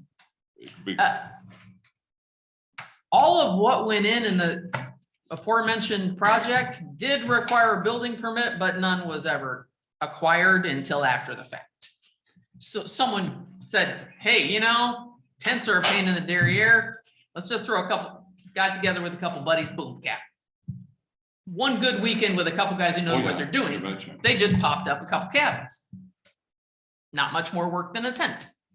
So this was going retroactively saying, okay, these are the rules we need to probably ought to have for some of this. This was a carryover from family campgrounds We have, if it's just your own for your own use, we have a set of rules in Article 37, the end of our ordinance. This was a corresponding addition to special use permits that was written to address commercial campgrounds. But just as an example of something we need to tune up and something that needs to be addressed, line 3 just says permanent cabins. We have, I believe there is a definition elsewhere, but it doesn't say that they are permitted, that they're not permitted, that how many of them you can have, what the density is. There are a lot of other information that we need to have in this. And that was just one of the items I had highlighted when I went through and was like, oh, that's just not enough. Yeah, and I would think that there's no description. You're not defining what it is or isn't. Right. Right. And I think there is a definition elsewhere. I Right. can dig it out. Mhm. If not, we need to write one. You know, we need a definition of what a permanent cabin is or to rename it. Why have it? Well, but maybe we mean permanent structure. A permanent cabin might be, in essence, it's been defined as a tiny home. We just allowed them to have permanent cabins on Yes. Moore Road. So- Well, kind I mean, of. they Well, had them already. the We one on made Moore them- Road is where they have the permanent cabins. In the process, we made them bring Yes. things up to code. Yes, Okay. exactly. But there are already some in the community. It exists. That exists, so I think it should be in there, some type of mention and. What they are. Yeah, what they are and what the regulations on them are. Mm-hmm. I believe you were right, 600 feet, I think is. I think it was over 200, which then requires a building permit, But, and under 600, so then it's not a house. yeah, and I think even like covered porch space is included in the Yes. 600 feet or something like that. Yep. So is that per the state regulations? No, that's one, That's a local. it's just something we made up. Okay. I'd like to say that, no, So there's nothing we- solid behind it. So we just need to put in allowed. Well, Well- or we probably need a little bit more, Yeah. like a definition. That might include a tiny home on a permanent foundation. That in essence, that's what it's addressing there. But does a permanent cabin have a kitchen? Or is it just a sleeping space like a motel room? But Is it- that's tit yeah. for tat. I mean, they generally, yeah, I mean, otherwise it's just a room. It's not. Well, yeah, you but a know, freestanding by itself. Yeah. We can all extrapolate what that probably means, but it's not stated here. permanent Cabins, including tiny homes. blah, Yes, blah, and blah. with a couple definitions. Yeah. Well, what about a foundation? Would a permanent cabin be required if it has a foundation? Not Porch and necessarily, I mean, blocks. it could be on a crawl space or, well, I guess whatever you define a foundation as, but it doesn't need to be on a concrete pad. It could just be on a crawl space or whatever. That would be a foundation. It was in a crawl Yeah. space. Yeah, if it's attached in any way to the ground, then that's defined as the foundation for that structure. It's not, you know, I mean, not all cabins even have power and stuff. Right, it could be a So rustic cabin. It's, yeah. it's A- just And we nothing. didn't address any of that. I believe the ones on Moore Road were just a room with a bathroom. They didn't have, they did have bathrooms, but they didn't have cooking facilities. They didn't have kitchens. It was just a motel room, in essence, for the couple of families that were staying there. It was on private property. It was just for personal use. I mean, because even the state campgrounds, like Leland Hall, you know, they just have some bunk beds and a Yeah. microwave in there. Yep. You have to go use their disgusting outhouse for that and then you get water. I think they did have a little water thing outside. Same thing Yeah. with Wilderness up in Mackinac. It's just a big old room with a bunch of bunk beds. There's nothing in there. No electricity. There's a wood stove. That's it. Right. So basically, I just tried to highlight what, when I went through this, what I said, what I saw as, okay, that needs a bit more information. I'm very open to any of these others if they're not clear to you. Now, I thought all requirements of Public Act 368 of 1978 regulating campgrounds shall be met. To me, that's pretty clear. Pretty clear. That's the law that governs campgrounds. I didn't have any question about that. Campgrounds shall only be allowed on parcels 40 acres or greater. That seemed pretty straightforward to me. What this doesn't have is what density. We had regulations for the RC district because the one we were looking at happened to be in the RC district. But campgrounds are allowed in the ag district. We don't have density regulations for that, so we need that. Meat, right. At the top also, I noticed we have, this is 25.22D, commercial campgrounds. And then it lists the rules. But we don't even have a sentence that says, shall meet the following rules. There's nothing to even indicate here other than you just reading into it in common sense to say that these are the rules that go for commercial campgrounds. So I think we need an introductory paragraph. Does that? That makes sense. Okay. Introductory statement indicating these are required standards. Let's just, I think we have no time left, but we'll run through the first run through of this. Everybody okay with line 1? Yes, Okay. Line 2, yes. Yep. good also, okay. Line 3 Needs work on it. needs a lot of work. Yeah. All right. Line 4, we have each dwelling or pad shall be provided water or sanitary sewer approved by the Grand Traverse County Health Department or have convenient access to approved service buildings. We're not identifying tent sites, or it does say, or have access to some type of sanitary services approved by Grand Traverse County. Now that could be a porta potty, that could be whatever. At the same time, I don't know that we want to say that it's okay to have tent sites and these 5 tent sites share that porta potty. We might want to be a little more specific When I first. about read this- how those are serviced. Yeah, when I first read this, I was thinking you had to run service to each site. And then because you've added, have convenient access to approved service buildings, I'm wondering, does that include like dump stations for your camper or? That would be a dump station, or like Whitewater Township Park has a shower facility where you can go and you can use the shower and toilets and get water. It does have rustic tent campsites, but they all have access to the bathroom. Yeah, it's not take your shovel and your roll and find a big tree. I think we pretty much don't want that. As Yes. silly as it sounds on item 4, should we include in there on site? I know, you know. Okay. I mean, It has convenient, but it doesn't define convenient. on site. Well, if it is a campground, then it's on site. Mhm. I don't know if wouldn't, Well, or should we define what's in a service building? Providing access to service building, you could. have- water and toilet. If they don't Yeah. have a shower, that, you know, That's up to them, yeah. but water and sewer Mhm. to me is core essentials. Well, a lot of times water, there'll be like a spigot per little area. Yeah. You know, but there might only be one bathroom house for the entire. Right. Circle. Yeah. I don't even care if we're dictating whether or not they have showers, Yeah, no. but they need water and sewer. Yeah. I mean, for me, that I'm looking at minimum standards. Mhm. But And we have each dwelling or pad, that maybe dwelling pad or campsite.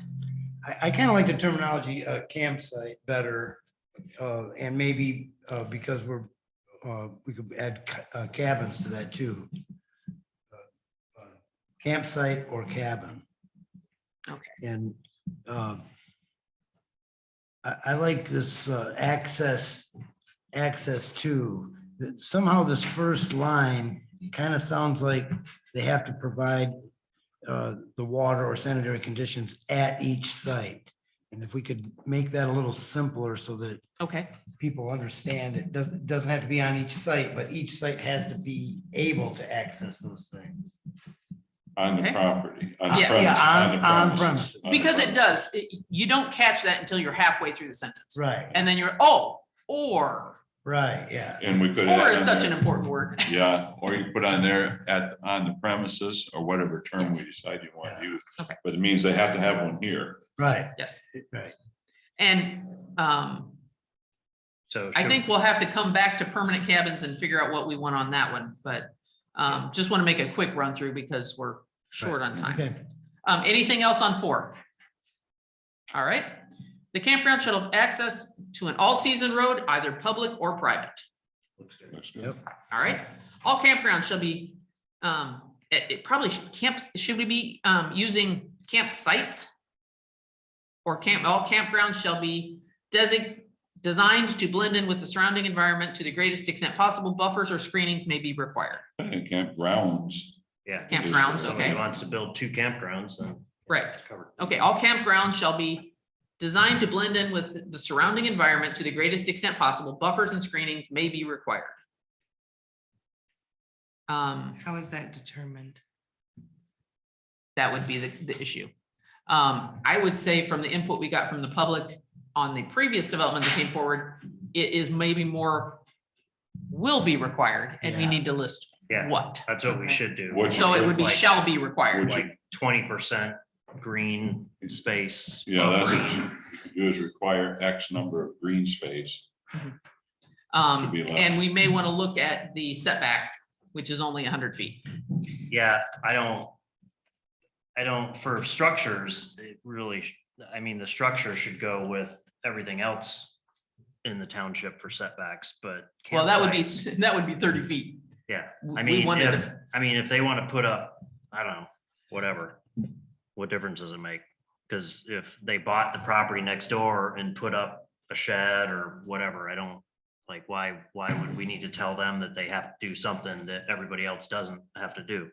But campsite's different because people are out drinking, It's transient. that too. And like you said, it's different. There's a difference, like a big difference, because like you said, you could have partying 30 foot from your window. Yeah, so campsites need to be definitely further. So away maybe, from somebody else. jumping down to line 10. Maybe we need to adjust that back to what we have on 4. Each dwelling, pad, campsite, or cabin shall be, like you said, if a service building isn't the distance from the property line, that's not a big deal. If it's a service garage, but your campsites where the people are staying need to be that distance back. Does that work Yeah. for everybody? Okay, I'll just make a reference to that. And I would even go so far as to say some sort of privacy fence. Okay, and that'll go Well, in that goes our, with the buffers and Or- screening. buffers and Back to screening. Buffer. I would suggest that buffers and screening should maybe be another bullet point, a separate item. Yeah. Does that work? Yeah. Okay. Could we make that, Kim, from may to will be required? Yes, and I would say it should be changed to shall be required, and then we probably also need to put in standards, what it is we're What- requiring. Right, what kind of things were? What kind of, a tree row, Mhm. hedges, a natural Mhm. lawn, weeds, I don't, Yeah. but we need to be a little more specific, other than a buffer. All right, let's bump back up to the ones we skipped. 7, internal road system shall be a minimum of 20 feet of travel width, Does that mean 20 feet wide? 20 feet wide, And then that's what it should say. not counting any gravel area on the side. It should be 20 feet of Usable. drivable Yeah, car drivable. width. All right. Now, whether that's dirt or gravel, Who that's cares? fair game. That's right, that's up to them, but, It's a campground. Mhm. Gravel road's appropriate. but the word width needs to be put in, travel width, yeah. Oh, I Do see, we, yeah. yeah, travel width. Travel width is a weird way to say that. Yeah, that's what I think. So. But it's clear. It's yes, 20 you're right. foot And you can drive. Do we want to address, one thing that did come up with the Moore Road campground that we discussed was, if this is a dirt road, dust can be a huge issue. So, do we want to put anything in here addressing that? That there needs to be a plan for addressing dirt roads, or do we want to say it needs to be a gravel road? this would be the spot to add any of those Well, if items. it's an internal road, it probably should be gravel for Probably will. dust purposes. But they're often like But- Whitewater Township, that's dirt. Yeah, and it But- sucks. Like the Well- one going to it. Yes, Yeah, it's dirt, yeah. but Makes more that go. road is just dirt. Yeah. But they pay for 2 additional brinings for their internal system and the surrounding dirt road that goes to theirs twice a year. the So there's a- campground is picking up Plan, the bill for some extra brining. yes, for 2 extra a year. Okay. So That's we reasonable could, then. Yeah, we could put in here a plan for, it needs to be gravel or have a plan for dust mitigation. Dust control. Okay. So a couple standards for that road. So gravel or maybe and a plan for dust mitigation if needed. Yeah. All right, and I mean, 8, oh, so- go ahead. this is just the internal ones, not any Right, exit. right. Not any county roads, right? Yeah, this is just internal. They're The, usually like 10 miles per hour. Yeah. Right. Anyways, so, And they should have probably also have posted standards. yeah. So does that work? We throw that in? Yeah. And we should know what those are when they're approved. All right, so, you know, we probably need to beef it up a little bit on the details, because like you said, what's that? All right, number 8, permanent residency is prohibited on the property with the exception of one residential home / office to be used and occupied by the campground owner or manager and his or her immediate family. Sounds good. I thought we might need to remove immediate. His or her family, we really can't designate how close their relationship is or whether or not there is technically legally one at all. Okay, So, but if we leave family, that's indicating not just their roommate. Unless they consider their roommate family, in which case, okay, yeah, that works too. Which is not uncommon, you know, we so- shouldn't get into what the relationship is. right, that's none of our business, Right. but why be so particular? What if they have on-site maintenance guys? That'd be the manager. It's saying one person is living there. If someone lives there for a month and it changes with who is ever on shift, fine. If that's just where the on-site manager sleeps, fine. If one person lives there year round, if they have someone in permanent occupancy, it should either be an employee of the campground or the owner.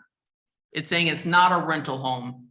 It is a home specifically for supervision of the campground. Like a camp host. Right, but we kind don't of have thing. an Right. employee in there. Actually occupied by the Manager. campground owner or manager and his or her family. Okay, but, all right, I'm just thinking about. Maybe my- change manager. Yeah, to just employee, because I don't know, I'm just thinking about my time at Timber Ridge. Mhm. And I mean, the place is huge and they have, 24-hour maintenance guys to deal with problems and they live there. Campground owner or management staff, maintenance staff, staff, Employees. employees. Okay, They would have to prove they're an employee if you questioned it, I suppose. well, in the loosest term, if they're the person who calls the owner when something gets loud, it's a Right. condition of their rent. So yes, it's not that strict, but it's saying, if you're here to take care of what the problem is, and you're the guy we're going to. That's the door we're knocking on. Right. Does that work for everybody? Just taking campground owner or employee or Yeah. campground employee. Campground place. Okay. All right. We already addressed, 9. I think indefinite period contradicts permanent residency, that you can't have a permanent residence, but if you can live there indefinitely. Well, with the exception of 1. It's saying permanent residency is prohibited on the property with the exception of one home that can be Right. occupied year round. But I think number 9 contradicts that. Oh, 9, okay. Yeah, I think we need to remove indefinite period from number 9. And either define a more specific time frame or just remove it. Or just by the day, week, well, we were thinking that if someone was staying there all year, we don't care, all season, camping season, Okay, so maybe okay, it's but not season. year round. So maybe season. So it kind of goes with the one above that says it can't be permanent, but you can be I there. see.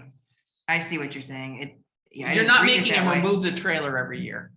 So if it's Right. parked there over the winter and you're not living in it, Okay. maybe you're still renting the spot to park it in. I don't know, I'm Well, when open. we put that indefinite period of time, it kind of makes the other ones, to me, Yeah, irrelevant, because I agree with, it says in day, week, or an indefinite period of time.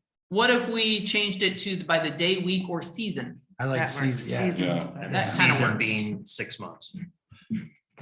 camping season.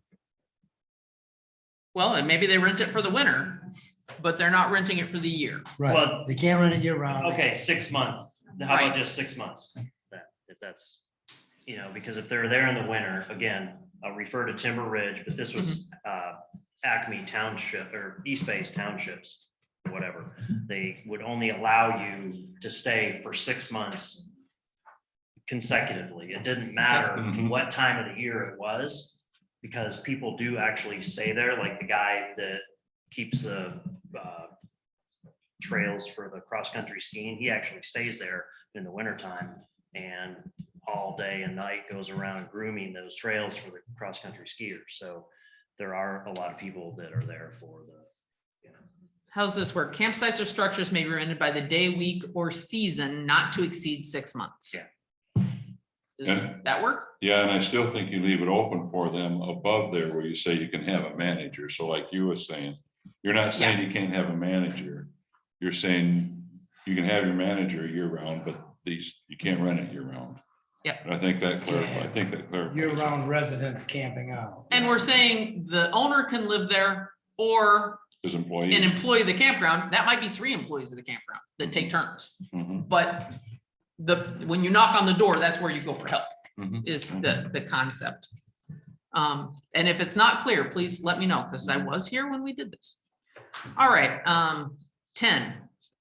We already discussed, we're going to change structures or campsites to campsites, cabins, yada, yada, yada. Within 100 feet of a property line. Is 100 enough? That's one of the things, we looked at that other print and we said, 100 feet is nothing for a setback when you're looking at campfires and cabins and. so 200 then. Well, I was gonna Well, say, that's what the is- question. What What is is it? other campground, like what is Timber Ridge? Do you Yeah. know? I mean, are they just around state land, so it doesn't matter? A lot of it. Yeah, that's what I was after I said Yeah, that. I'm I like, mean, it's kind of, I don't know, because it's been there for such a long time and people have moved in and made houses like after the fact. But there is a line of campsites that go up against the fence. And it's not that far away from the fence. But maybe it's 100 feet to the person's house in the back or something. I don't know. But what I have, like in my envisioning of a really good campground is out of the 40 acres, like whatever, the 20 or 30 is in the dead center and the entire everything going around it is buffer zone. So that when you drive by it, you barely even know it's there except for seeing the campfire smoke coming up from the trees or whatever. And obviously, if you live next door, you don't want to get ticked off that you're looking at 1,000 people, so. Yeah. Having that distance with the ability to have a fence, and then of course, I think too, it's nice to have paved little green belts or trails so that people can ride their bikes around the whole thing, whatever. Or wooded trails or Exercise. whatever, but have an area of activity or buffer around the perimeter as opposed to Yeah. campsites Yeah. right past your Keep all the fence. campsite stuff in the middle and happiness around the exterior.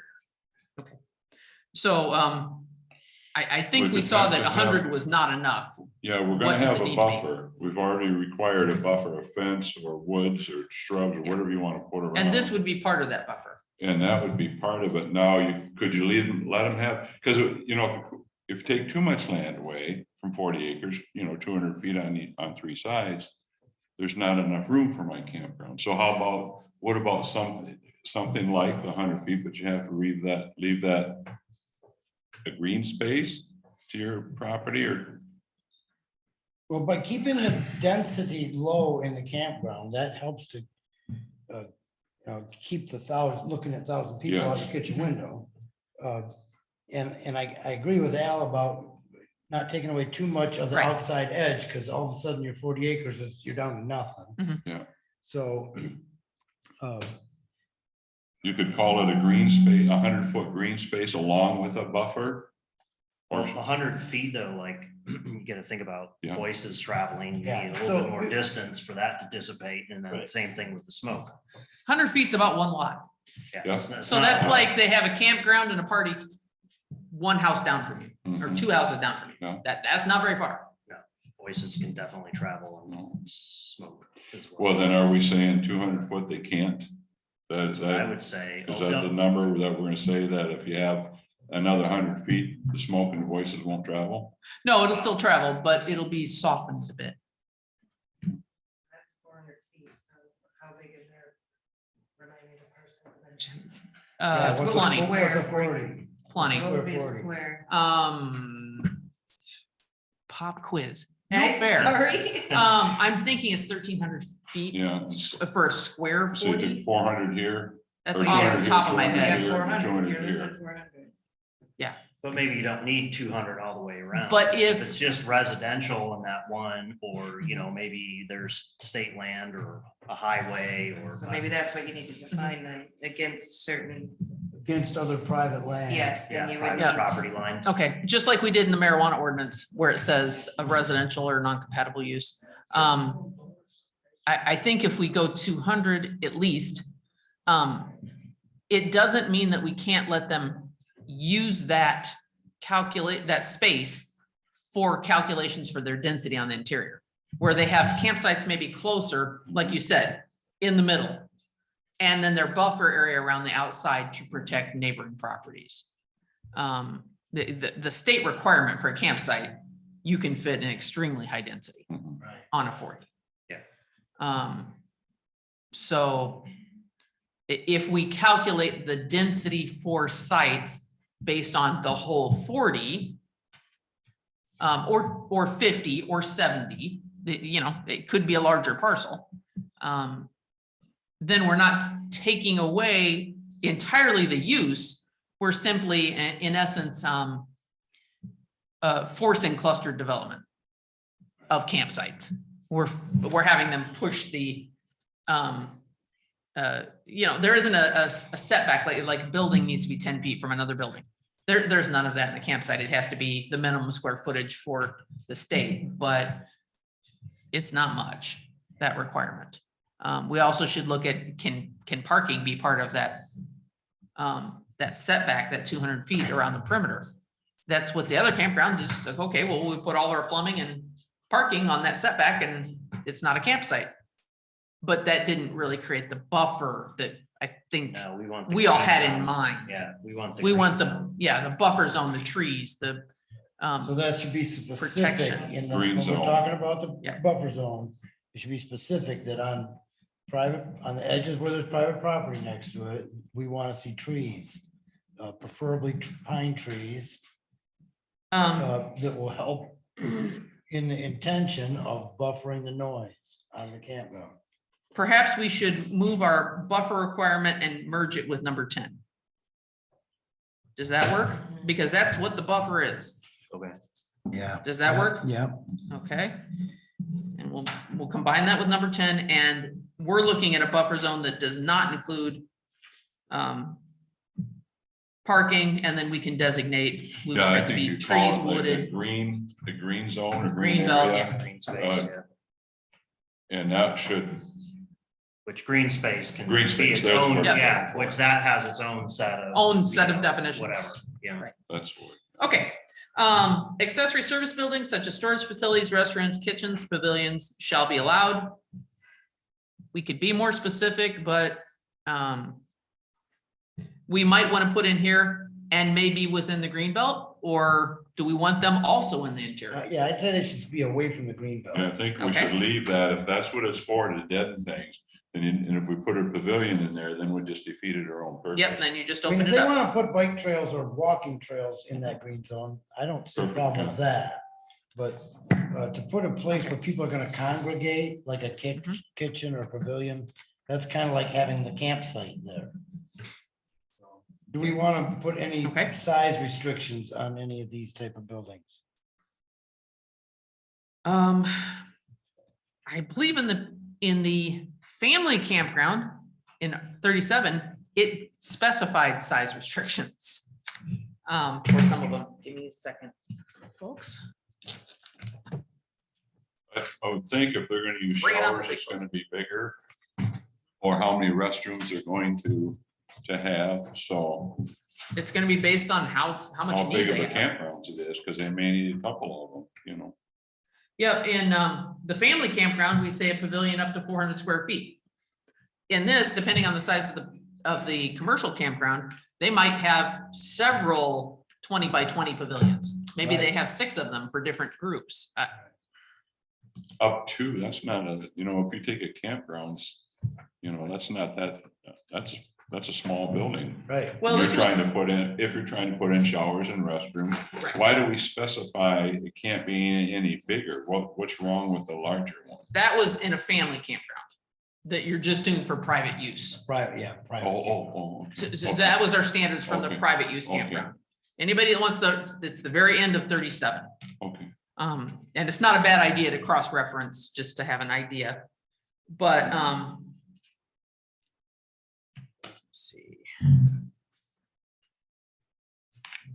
All right, so yeah, we can take a look at sizes, but at the same time, a campground's going to try to keep their restrooms, kitchens, pavilions typically as small as possible, so they have the Affordable. smallest expenditure. Right. yeah. All right, we can hit that one again next time around. The next line, should we have a provision for camping services, stores, sales, or camping related necessities such as pop, firewood, snack shop? That is a normal component in most A lot of big campgrounds. campgrounds, yeah. Even if we narrow it down to not a general store, but a camping necessity store that can be seen as crossing over a little bit into a commercial use. But even Whitewater Township Park, they sell firewood. I don't know if they still have the pop machine out. Basic essentials related to the campground might make sense, but we don't have any provision in here to allow something like that. Should we? Well, I think we should. Timber Ridge has a nice, they serve pizza, ice cream. They have little stuff that you can use. for Basically to camping. support. It's the just, it's a campground. camp store for whatever.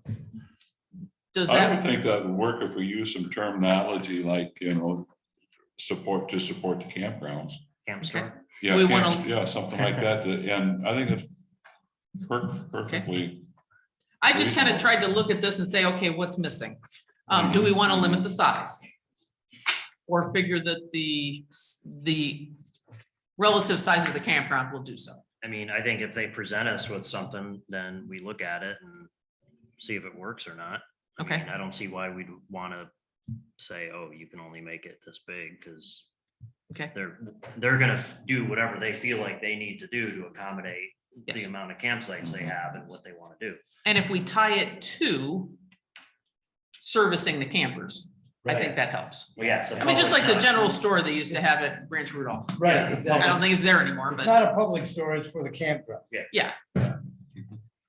so you can send the kids with $2 to go buy candy. Yeah, Um, That All might be- right. I think it's $4 now, 5 spot. Yeah. not if it's my kids, it's $2. If I'm feeling generous. That's what their money's for. All right. Do you want to run through the rest of these so that we can have closer to a draft next time around?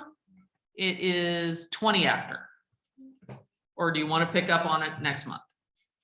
I'm good. If you want to, it's up to you guys. You guys want to keep going? We're knock out a almost, little- we're almost done. Okay. Let's just. Yeah, Recreational elements shall not have a negative impact on the surrounding area with regard to noise, light, and odor.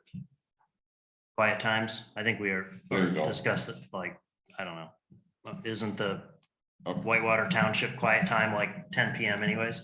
We can ask for that in their application. Quiet times need to be Quiet designated. times, yeah. Yeah. Okay. All right.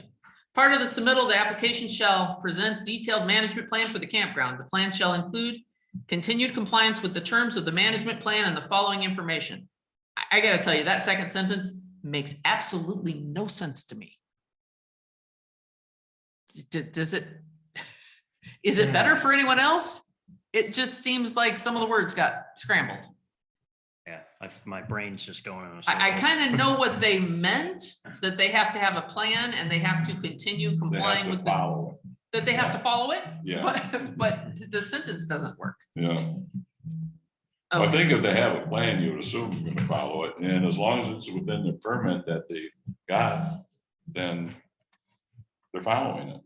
Okay. So we'll come up with different wording on that sentence.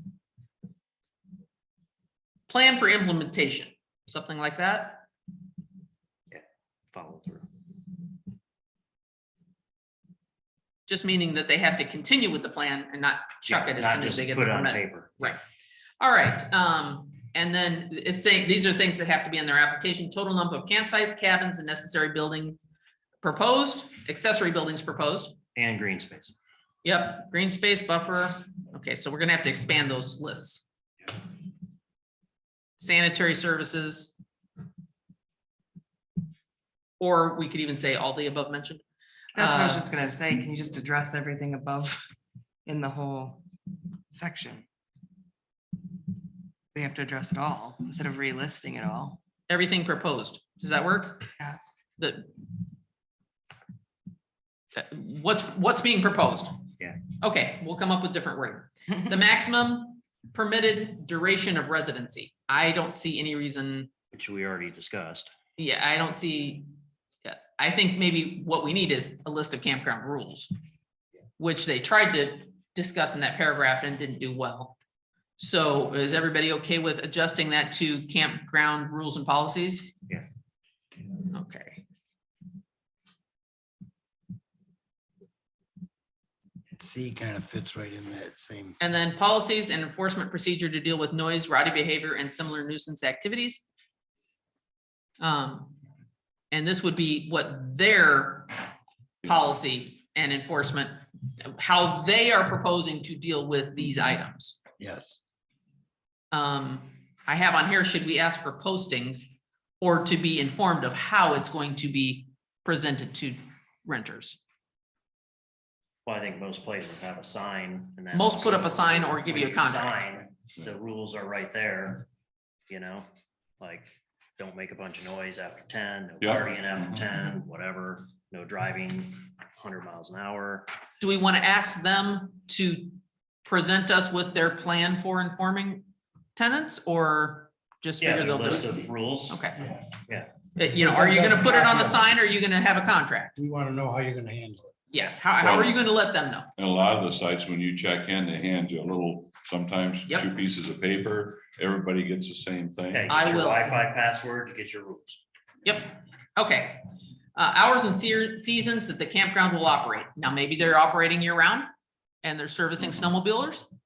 Not real likely, but you know, it might be if they have a couple cabins, maybe they open them up to snowmobiles. Yep. And Christmas visitors. Let me see. And then I thought maybe we should, here's where I put office hours, quiet hours. Are we allowing year round rental, not occupancy by the same person, but year round rental? I don't see why we wouldn't. I would Okay. either, if the snowmobilers or skiers or something, Hunters, anything. yeah. Need to get away from the wife, whatever it Yeah. takes.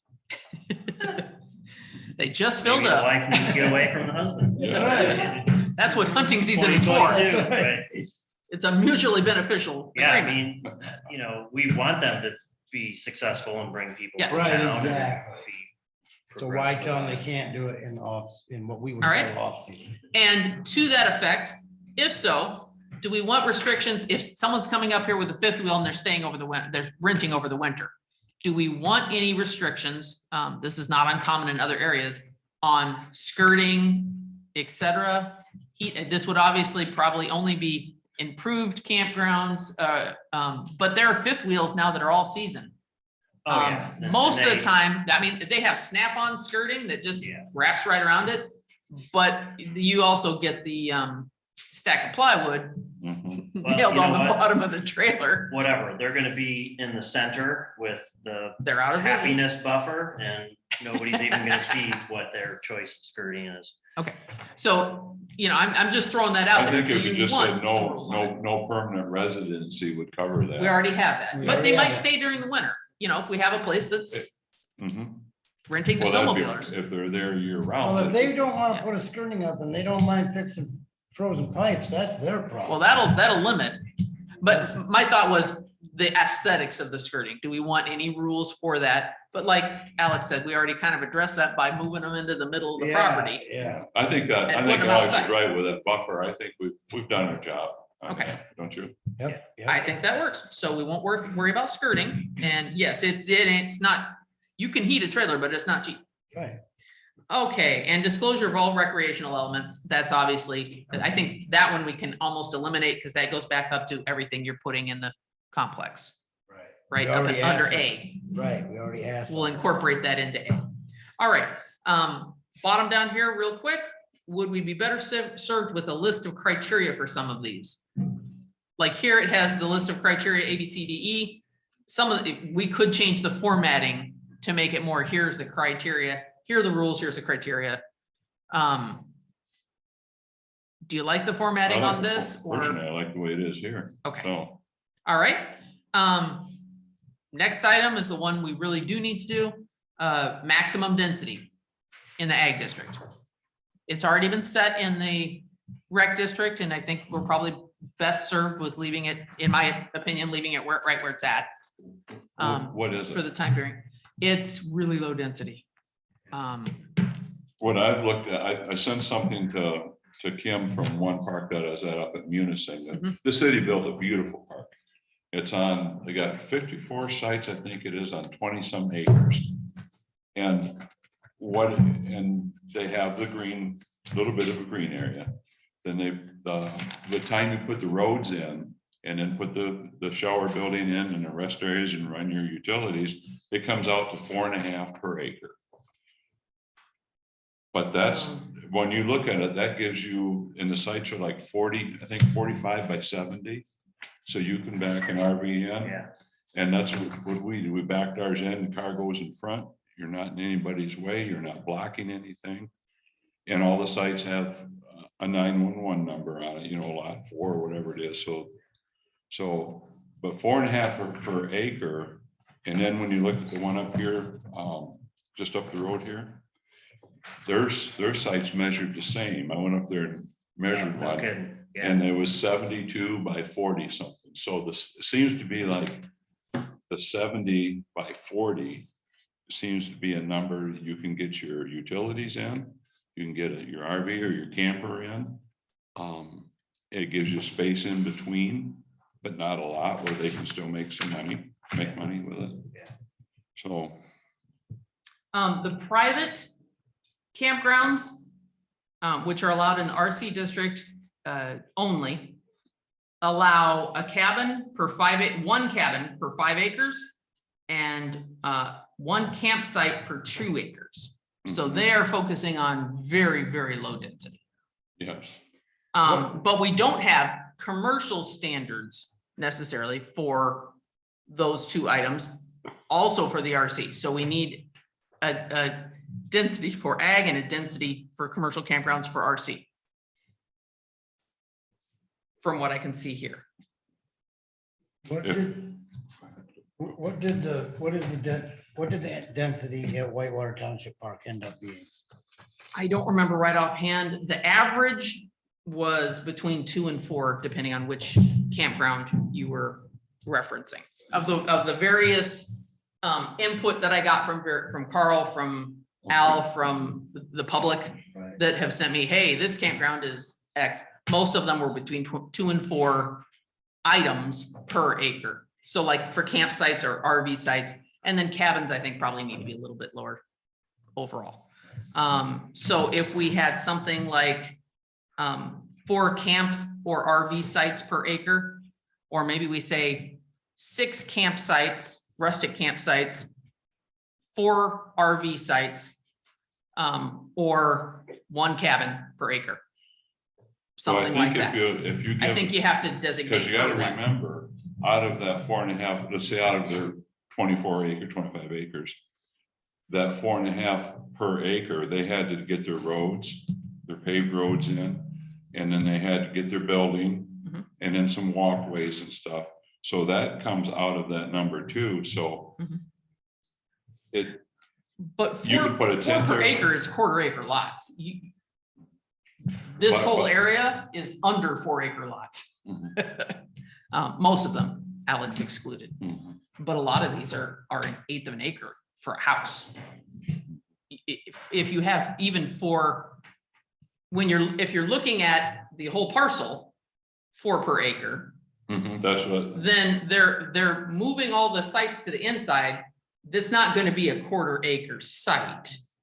It's just, that's the maximum density calculation for overall density for that parcel. It is the way I'm thinking of it, but well, if you specify the size, Mhm. I don't know if we'd want to do that, but I know the size of the nicer campgrounds that I've looked at, I did measure those, so I know what those are. So like you said, you could go back, if you use that, a number per acre, that's automatically going to give them their, because they've got, then they have to take the roads and things out of that and their utility access, their dump stations, their office. All has to come off that 4.5 per acre, so that moves them in, I think, okay. but I'm good. All right, yeah, because we want to give them flexibility in design, but at the same time, control maximum density, I think is what we're really Well, looking and I at. think by the time you take the buffer area, the green space, and then the whatever per acre, and then they have to fit in their other things, that automatically is going to tighten them up. Well, and if we're calculating, That's just. say it's 4 RV sites per acre. And we're not necessarily saying they can only fit 4 RV sites on 1 acre. Maybe they have 8 on 1 acre. Mhm. And are we, one thing we'll have to look at, and I think we'll have to put this off to the next time, is are we looking at per the 50 acres they're sitting on, including the buffer space? I think that's the whole property. I think that's Property. probably the Yes. safest way to calculate it. And then, yeah, their campsite might be 40 by 40. The actual space designated to one By tent the time you camper. fit everything else in there that you have to get into That's right. your, That's that what you're 50, gonna be like at. you said, that 50 acres are gonna get small pretty quick when you put your green space. Right. Then I gotta get my roads, and I gotta get my pavilions for my building. And parking. And parking, Toilets. and dump stations and office, that's gonna, Yeah, Okay, but I don't know how many tent spots you can fit in an acre, probably A quite a lot. few. I was gonna say, it seems But- like there should be a different number for RVs and a different number for rustic. and the size requirements from the state are different Right. for those. And then, of course, the cabin would be its own entity also. So I think it should Okay, be different numbers for all 3 of those things. What kept coming back to me overall from input from the public was 4, and I think people were looking at RV sites. Mhm. 4 RV sites per acre. 4 RV, 2 cabins per acre, and maybe between 6 and 10 campsites. Mhm. 10 camping's less common nowadays than it used to be, as RVs have become more common. I will try to write that up, and then we will need it for the RC district and for the ag district. Because those are the 2 areas where it's allowed. And I'll try to get maybe a table set up, and then we can play around with the numbers from there. Let me see. Is there anything else we're missing? Do we need any additional rules? We don't have a rule here that they must have fire rings. They should have fire rings. Yeah. they should have That's fire why I was like, okay, maybe that, okay. With the more road campground, we had ATV standards of whether or not, I think we might need to designate. With his, it was no ATV use within the campground. We might need.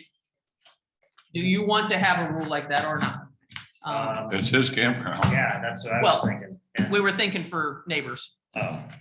Well, that's not gonna stop them though. But what's, Going down the you know, road. if I want to Well- go to that campground in my, you know, side by side, Mhm. like. what Well, if- it was saying like, they what if couldn't- My cousin's staying there. They couldn't be running around the wooded trail around the Yeah, perimeter. you They can't couldn't be bring- driving it in the Right, you campground. can't bring your, I think the, To, but not in. right, you could have it at the campground and you can leave to head to the trails. But I think the Right. idea is they don't want you showing up with your side by side and letting your kids go round and round and round the campsite. Or use the can't perimeter run. trail kind of thing. Yeah, Right. Or making the perimeter trail for ATVs. Yeah. okay, Yeah. got it. So maybe we need to be a little specific It on needs, that. it needs to be specific. And we because- didn't address parking. And, well, I think additional There should parking be is. an overflow Yeah. and a storage Yep, area. absolutely. So there's a lot left to be desired in this campground, but we got a great start on it. We have a good hit on where it's going. And we are over time, but we got an awful lot done. Absolutely everything on our agenda. That is magnificent. All right, and we're under 6 hours, so we're still ahead of other groups. Okay. Not nice. They've got lots of tech already. All right, next meeting is agenda. We talked about bumping up our next meeting an hour earlier or adding an additional meeting this next month. We have already added a subcommittee to crank some things forward.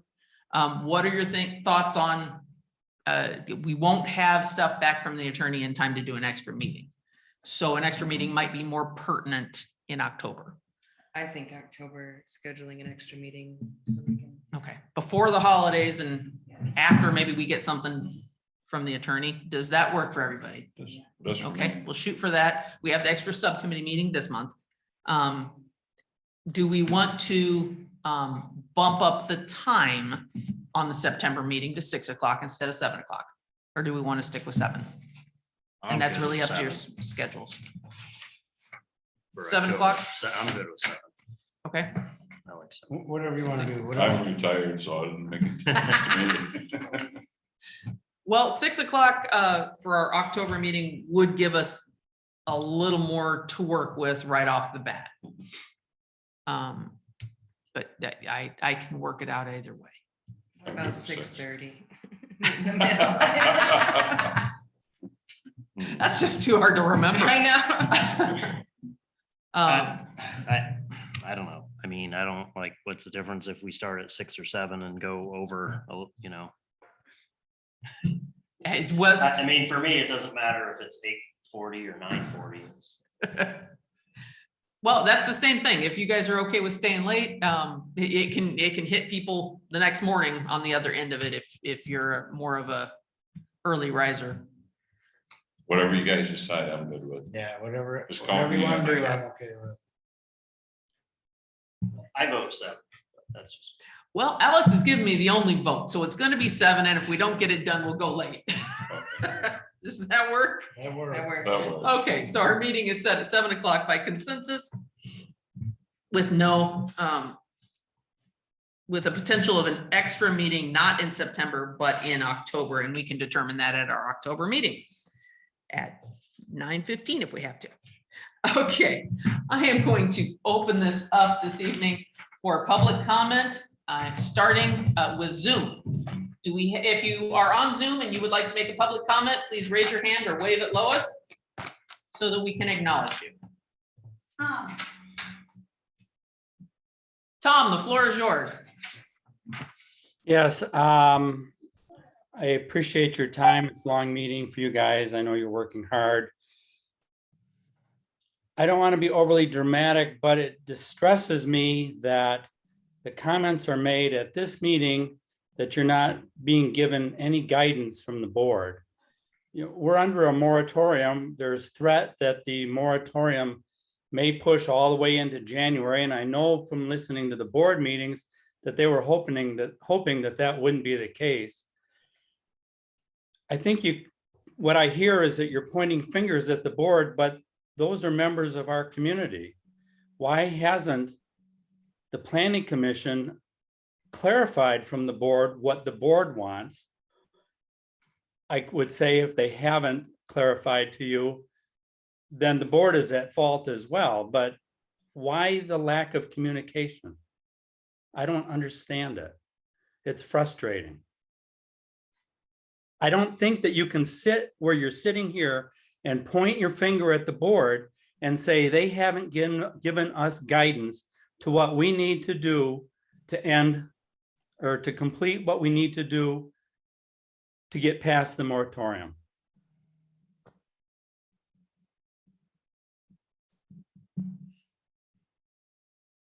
I wish I had an answer. Thank you, Tom. I appreciate your input, and the board meeting is next week. So, yeah, we may have, I'm sincerely hope we have more by then. All right, do we have anyone else on Zoom? Okay, and can you turn Zoom down? No, it's, hey, but it's working better overall. All right, I am going to open public comment now to individuals in town hall. I would like you to clarify the length of stay at campgrounds or RV parks or whatever in terms of voting rights. If you're a resident for 30 days, you can vote in an election. And if you have a campground of 300 people and they decide that they're going to come in and stay 30 days and vote, that could have changed the outcome of our last referendum. So that's why they usually have like a 2 weeks maximum stay, leave a day, and then come back, or leave 2 days and come back. So it doesn't interfere with the local politics as much, because it would be a good idea. No, I'm just kidding.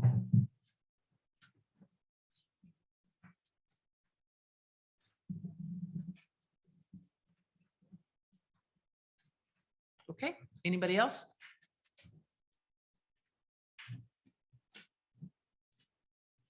Connie Highmore, Bags Road. So a couple things, I was taking some notes. First of all, it's disturbing that Bob was in this meeting today. I know that he just found out that his coworker had COVID, but as soon as he found out and he was sick already, shouldn't have been in here. I mean, it just jeopardized every single person in this building. When I work outside all day long and my asthma or my allergies kick up, the next day I wake up with a sore throat and a runny nose and I don't feel good, I protect my family. I don't go anywhere. I don't do anything till I know it's just my allergies. That was terrible for him to do that. I'm just appalled. Zoning Administrator Hall talked about a ZBA meeting. I just want you to know that I picked up the packet for the ZBA meeting and I was here. I was on Zoom, sorry, trying to figure out where I was that night. The property that he was talking about with the setback issue where they tore down the dilapidated cabin, it was a shed and it was marked on their map as a shed, and they're replacing it with a 2-bedroom cabin. So it wasn't like for like, it was double the square footage. And the drawing even said, remove existing shed and the new proposed cabin. So it was an error that was made. The ZBA passed it. I know Bob wasn't for it, but the ZBA was so concerned about the setback, getting it within the setback and away from the stream. They didn't pay attention that it wasn't a like for like structure. They're tearing down a shed and putting up a cabin. 2 bedrooms, 3/4 bath with a great room in the middle, with a kitchen, with a stove, dishwasher, refrigerator, and a sink. So it's different. Just wanted you to know that. When we were talking about Article 28, and you said 28.11D, taking out the word condo developments. If you remove condo developments, where are the guidelines for review then? Because that was the statement in there that showed you where they were reviewed. You don't have any procedural provisions for site condos or for condominiums if you take that out. So it's something to look at. When I listed all the different types of condos in there, mobile homes have a paragraph I don't know why we couldn't put a paragraph for site condos or a subsection, you know? One for condo subdivision, one for condo conversions. Then you have the guidelines for each of them. Just seems like it would be easier for a developer to come in or a builder and have the distinction. So just a thought. Thank you. Thank you.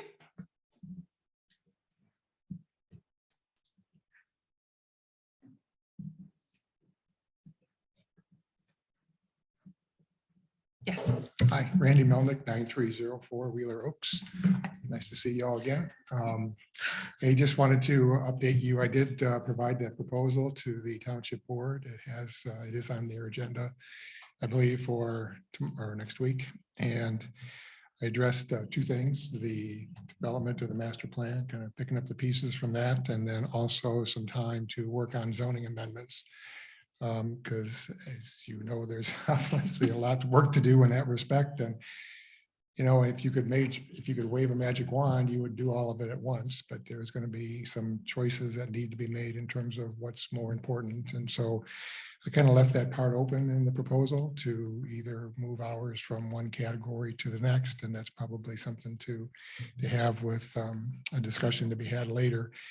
I do have a lot of concern about the way the work flows in the whole township. There's a lot of balls in the air. There's a lot of things coming at you. I can appreciate that. I think I can help with some structure to that conversation so that we can help move things forward. And I would also mention that it's not necessarily up to you to come up with definitions and standards. And I mean, there are planners that have this material. This isn't something that gets invented in every community and every place. There's actually, believe it or not, there's a book of zoning definitions planners use that are used across the country. And I hate to admit that because that shows how boring planners can be, but it does show you that, you know, there's a lot of resources that you can draw from to move the conversation a bit further. Sample buffer standards, sample definitions, et cetera. So the last thing I want to leave you with is that's just the notion that the clock is ticking on this moratorium. I mean, that was approved in July. I know you all know that. You don't need me to raise the temperature on that, but you know, there isn't a whole lot of time to get articles 28, 31, and 32 where they need to be. You know, I think I wasn't at the board meeting. We've been going on vacation for a good part of the summer, but I think that was approved in July, and there's, you know, the expectation that that's going to be over in January. I think it was 6 months, or anyway, it's almost, the next meeting's October, as you know. So anyway, we'll look forward to seeing how things work out next week, and hopefully we can circle back and have some more conversations with you. Okay, thanks. Thanks. Do we have any other public comment?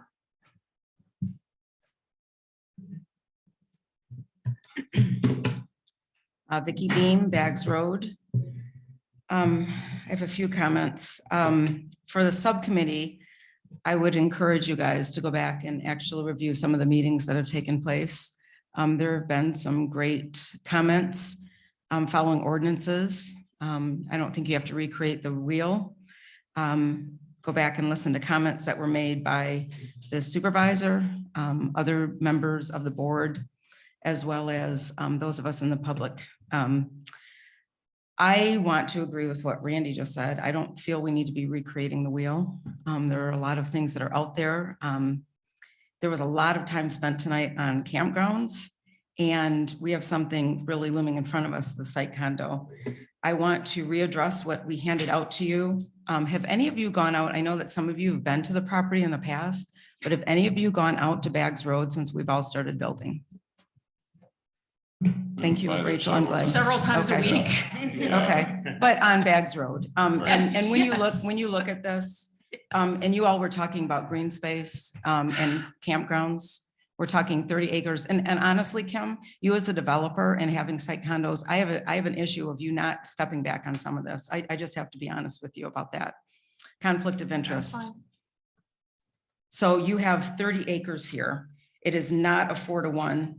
It is not a 4-to-1 ratio. Don't know why it went through. We're trying to find that out. But you all are talking about campgrounds and green space. We have reached out, I personally have reached out to the developer. I've not received one comment back from him asking about green space, asking about what's going to be happening with light pollution and all that. So there are some concerns. Yes, full disclosure, I'm on Bags Road, but it could happen on Crisp Road. It could happen on any of your roads. It will be prevalent throughout our community. I keep forwarding to you articles that are out there. The pressure is on. We are counting on you guys to take care of this for us. Connie went through a lot of the terms in the past, and like I said, following these ordinances and the flow chart. I mean, maybe that's where you guys do in the subcommittee is start with a flow chart. If it's here, you go to here. I don't know. I'm take advantage of some of what we've been giving you as far as feedback. For campgrounds, Linda Slopesima spoke several months ago about recent or going and doing research on campgrounds and gave you all that data. So I don't know what kind of homework you guys are doing before these meetings, but there was a lot of time tonight on campgrounds and some of that could have been done. I can't stress enough about the fact that I heard, I don't know how many times from you guys tonight about green space and buffers in a campground, but it's not coming up in site condos. I don't understand it. Thank you for your time. Okay, do we have any other public comment? It's all yours.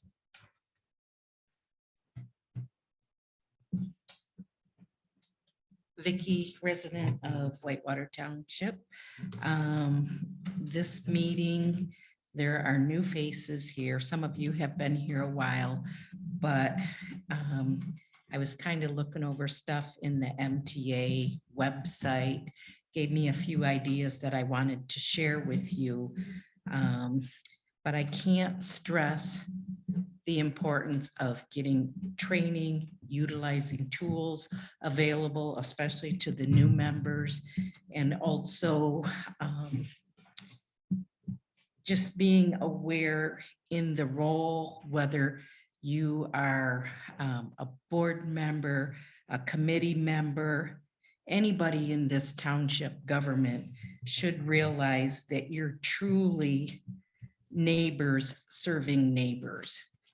Please listen to the citizens of this community for guidance. These people here have spent far more time, I'm sure, than anybody here except maybe Kim, as far as researching. They're learning, they're becoming students. That's what I need all of you to do. We don't need to reinvent the wheel. Like all this talk on campgrounds and 100 feet, 200 feet, that doesn't instill confidence in me to feel like, are we doing the right thing? What about calling in a consultant that does campgrounds? Why aren't we doing that? You're not an expert, but you're put in a situation that's awkward to make you act like an expert. You got to use resources. You got to research. You are the new set of eyes looking at things. I've been coming to board meetings, track meetings, this meeting, and there is a huge communication disconnect between the different groups. Everybody's pointing fingers at everybody. That's not what the citizens want to see. We want to see productivity.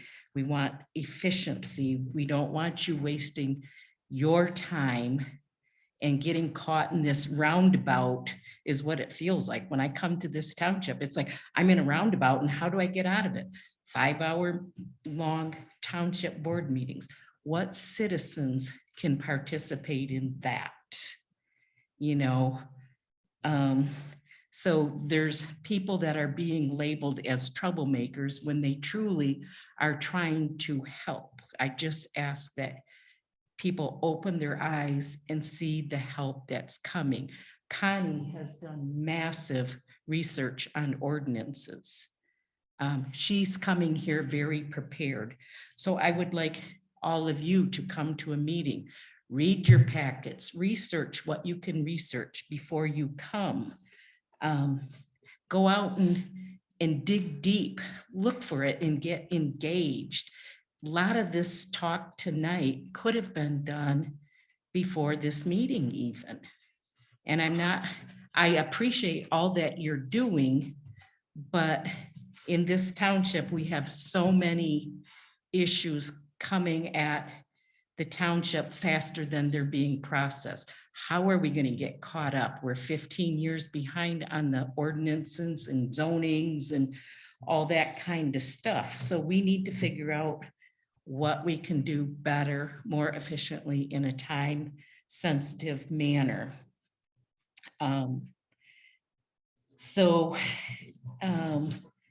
I got notes scribbled all over here, so I'm just going to take a moment to look at them. But I do really encourage you to listen to the citizens of the community. Had the board listened more, you wouldn't have wasted all your time on marijuana. And now you're in a situation where things are changing.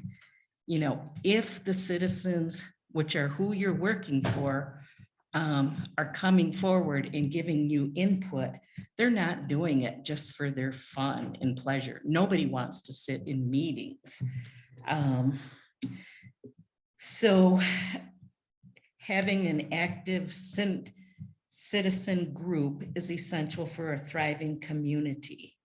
They have been acting as students, learning, researching as they go. Today's students are the local leaders of tomorrow. Actively involved citizens cultivate greater civic pride and engagement. Please be a good student. Do your homework, prepare for meetings, read your packets, scratch below the surface, dig deep, and count on others, or don't count on others who may be more seasoned for guidance. Think for yourself.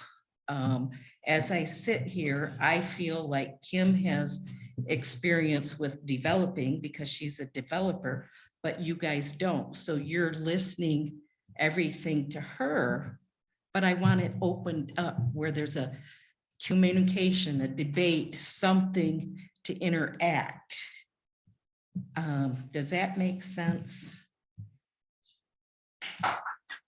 You don't know which screen you have in different fields. No, you don't. Well, So you're- but you're- I don't, but There you go. when I come here, I do not feel everybody is prepared to have a meeting. Not everything should be figured out right here.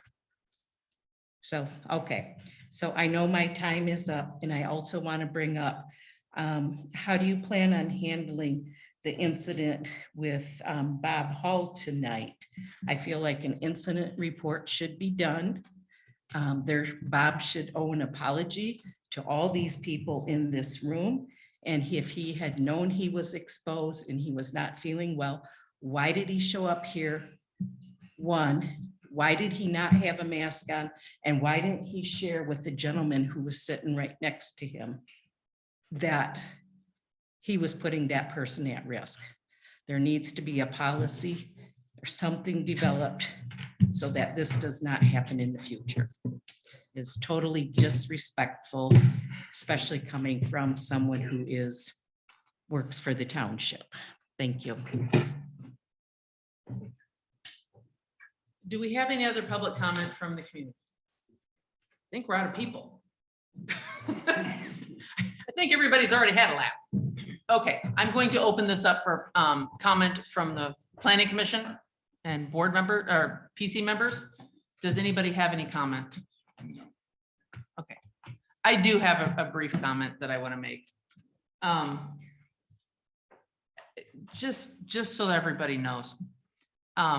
There are a lot of things that are more efficient and more effective that are also not legal or lawful for us to do. Without setting up a subcommittee, no, we can't get together and prep these things and have them laid out before we get to the meeting. It is a requirement of law that we be doing this in front of you, that our discussions are in front of you, that we're not making side deals, that we're not arranging things ahead of time. It is a lot more efficient to have 2 or 3 of us get together and knock something out. But if we haven't formally set it up as a subcommittee like we did with the condominium articles, We're not allowed to do that. It would be very inappropriate. So I just want everybody to know, as much as that is a suggestion that makes perfect sense, I can work with Bob, or if we have a consultant, I can work with him, or any member here can work with them, but we can't collaborate outside of this. This is where we can discuss. So the time we spend on campgrounds, I can put my 2 cents worth into a draft, but this is where everybody else gives me input and direction so we can start to steer that draft. Yes, there are other resources we can use. When we have a consultant, I'm going to say when, not if, then we will have more access to some of those other items. We don't have things set up right now where we can go out and just grab a consultant. It's what's a 6-month process. Preparation for meetings, not Okay, getting together. We're aware of that. All right, and Thank you. just a reminder, we're doing what we can, and we are an independent board. We're supposed to function as an independent board. We don't have control over the township board. We don't have control or even authority. We are not the zoning administrator's boss. And I won't make any other comment on that one. And we're not in control of the ZBA and the things that they do. So we are one element. I hope that everybody realizes that we don't have control, and sometimes, yes, not even as much communication as we should have, but we don't have control over those other entities. And I hope you understand.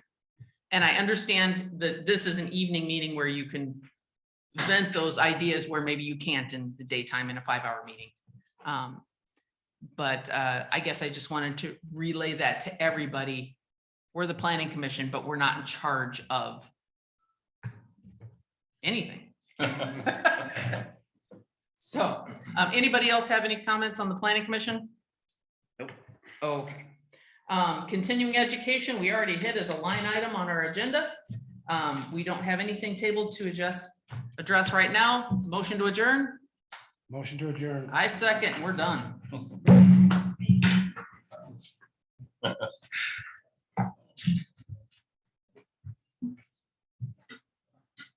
Thank you. Oh, yeah, 96. Thank you. I guess I'm back here. I 96. stuff them in the box. Thanks, Well, everybody. sometimes when I sit down too long, the Make it first few those, steps are pretty painful. Zoning I got, Bob walked by me and I don't know. You already dropped them off here.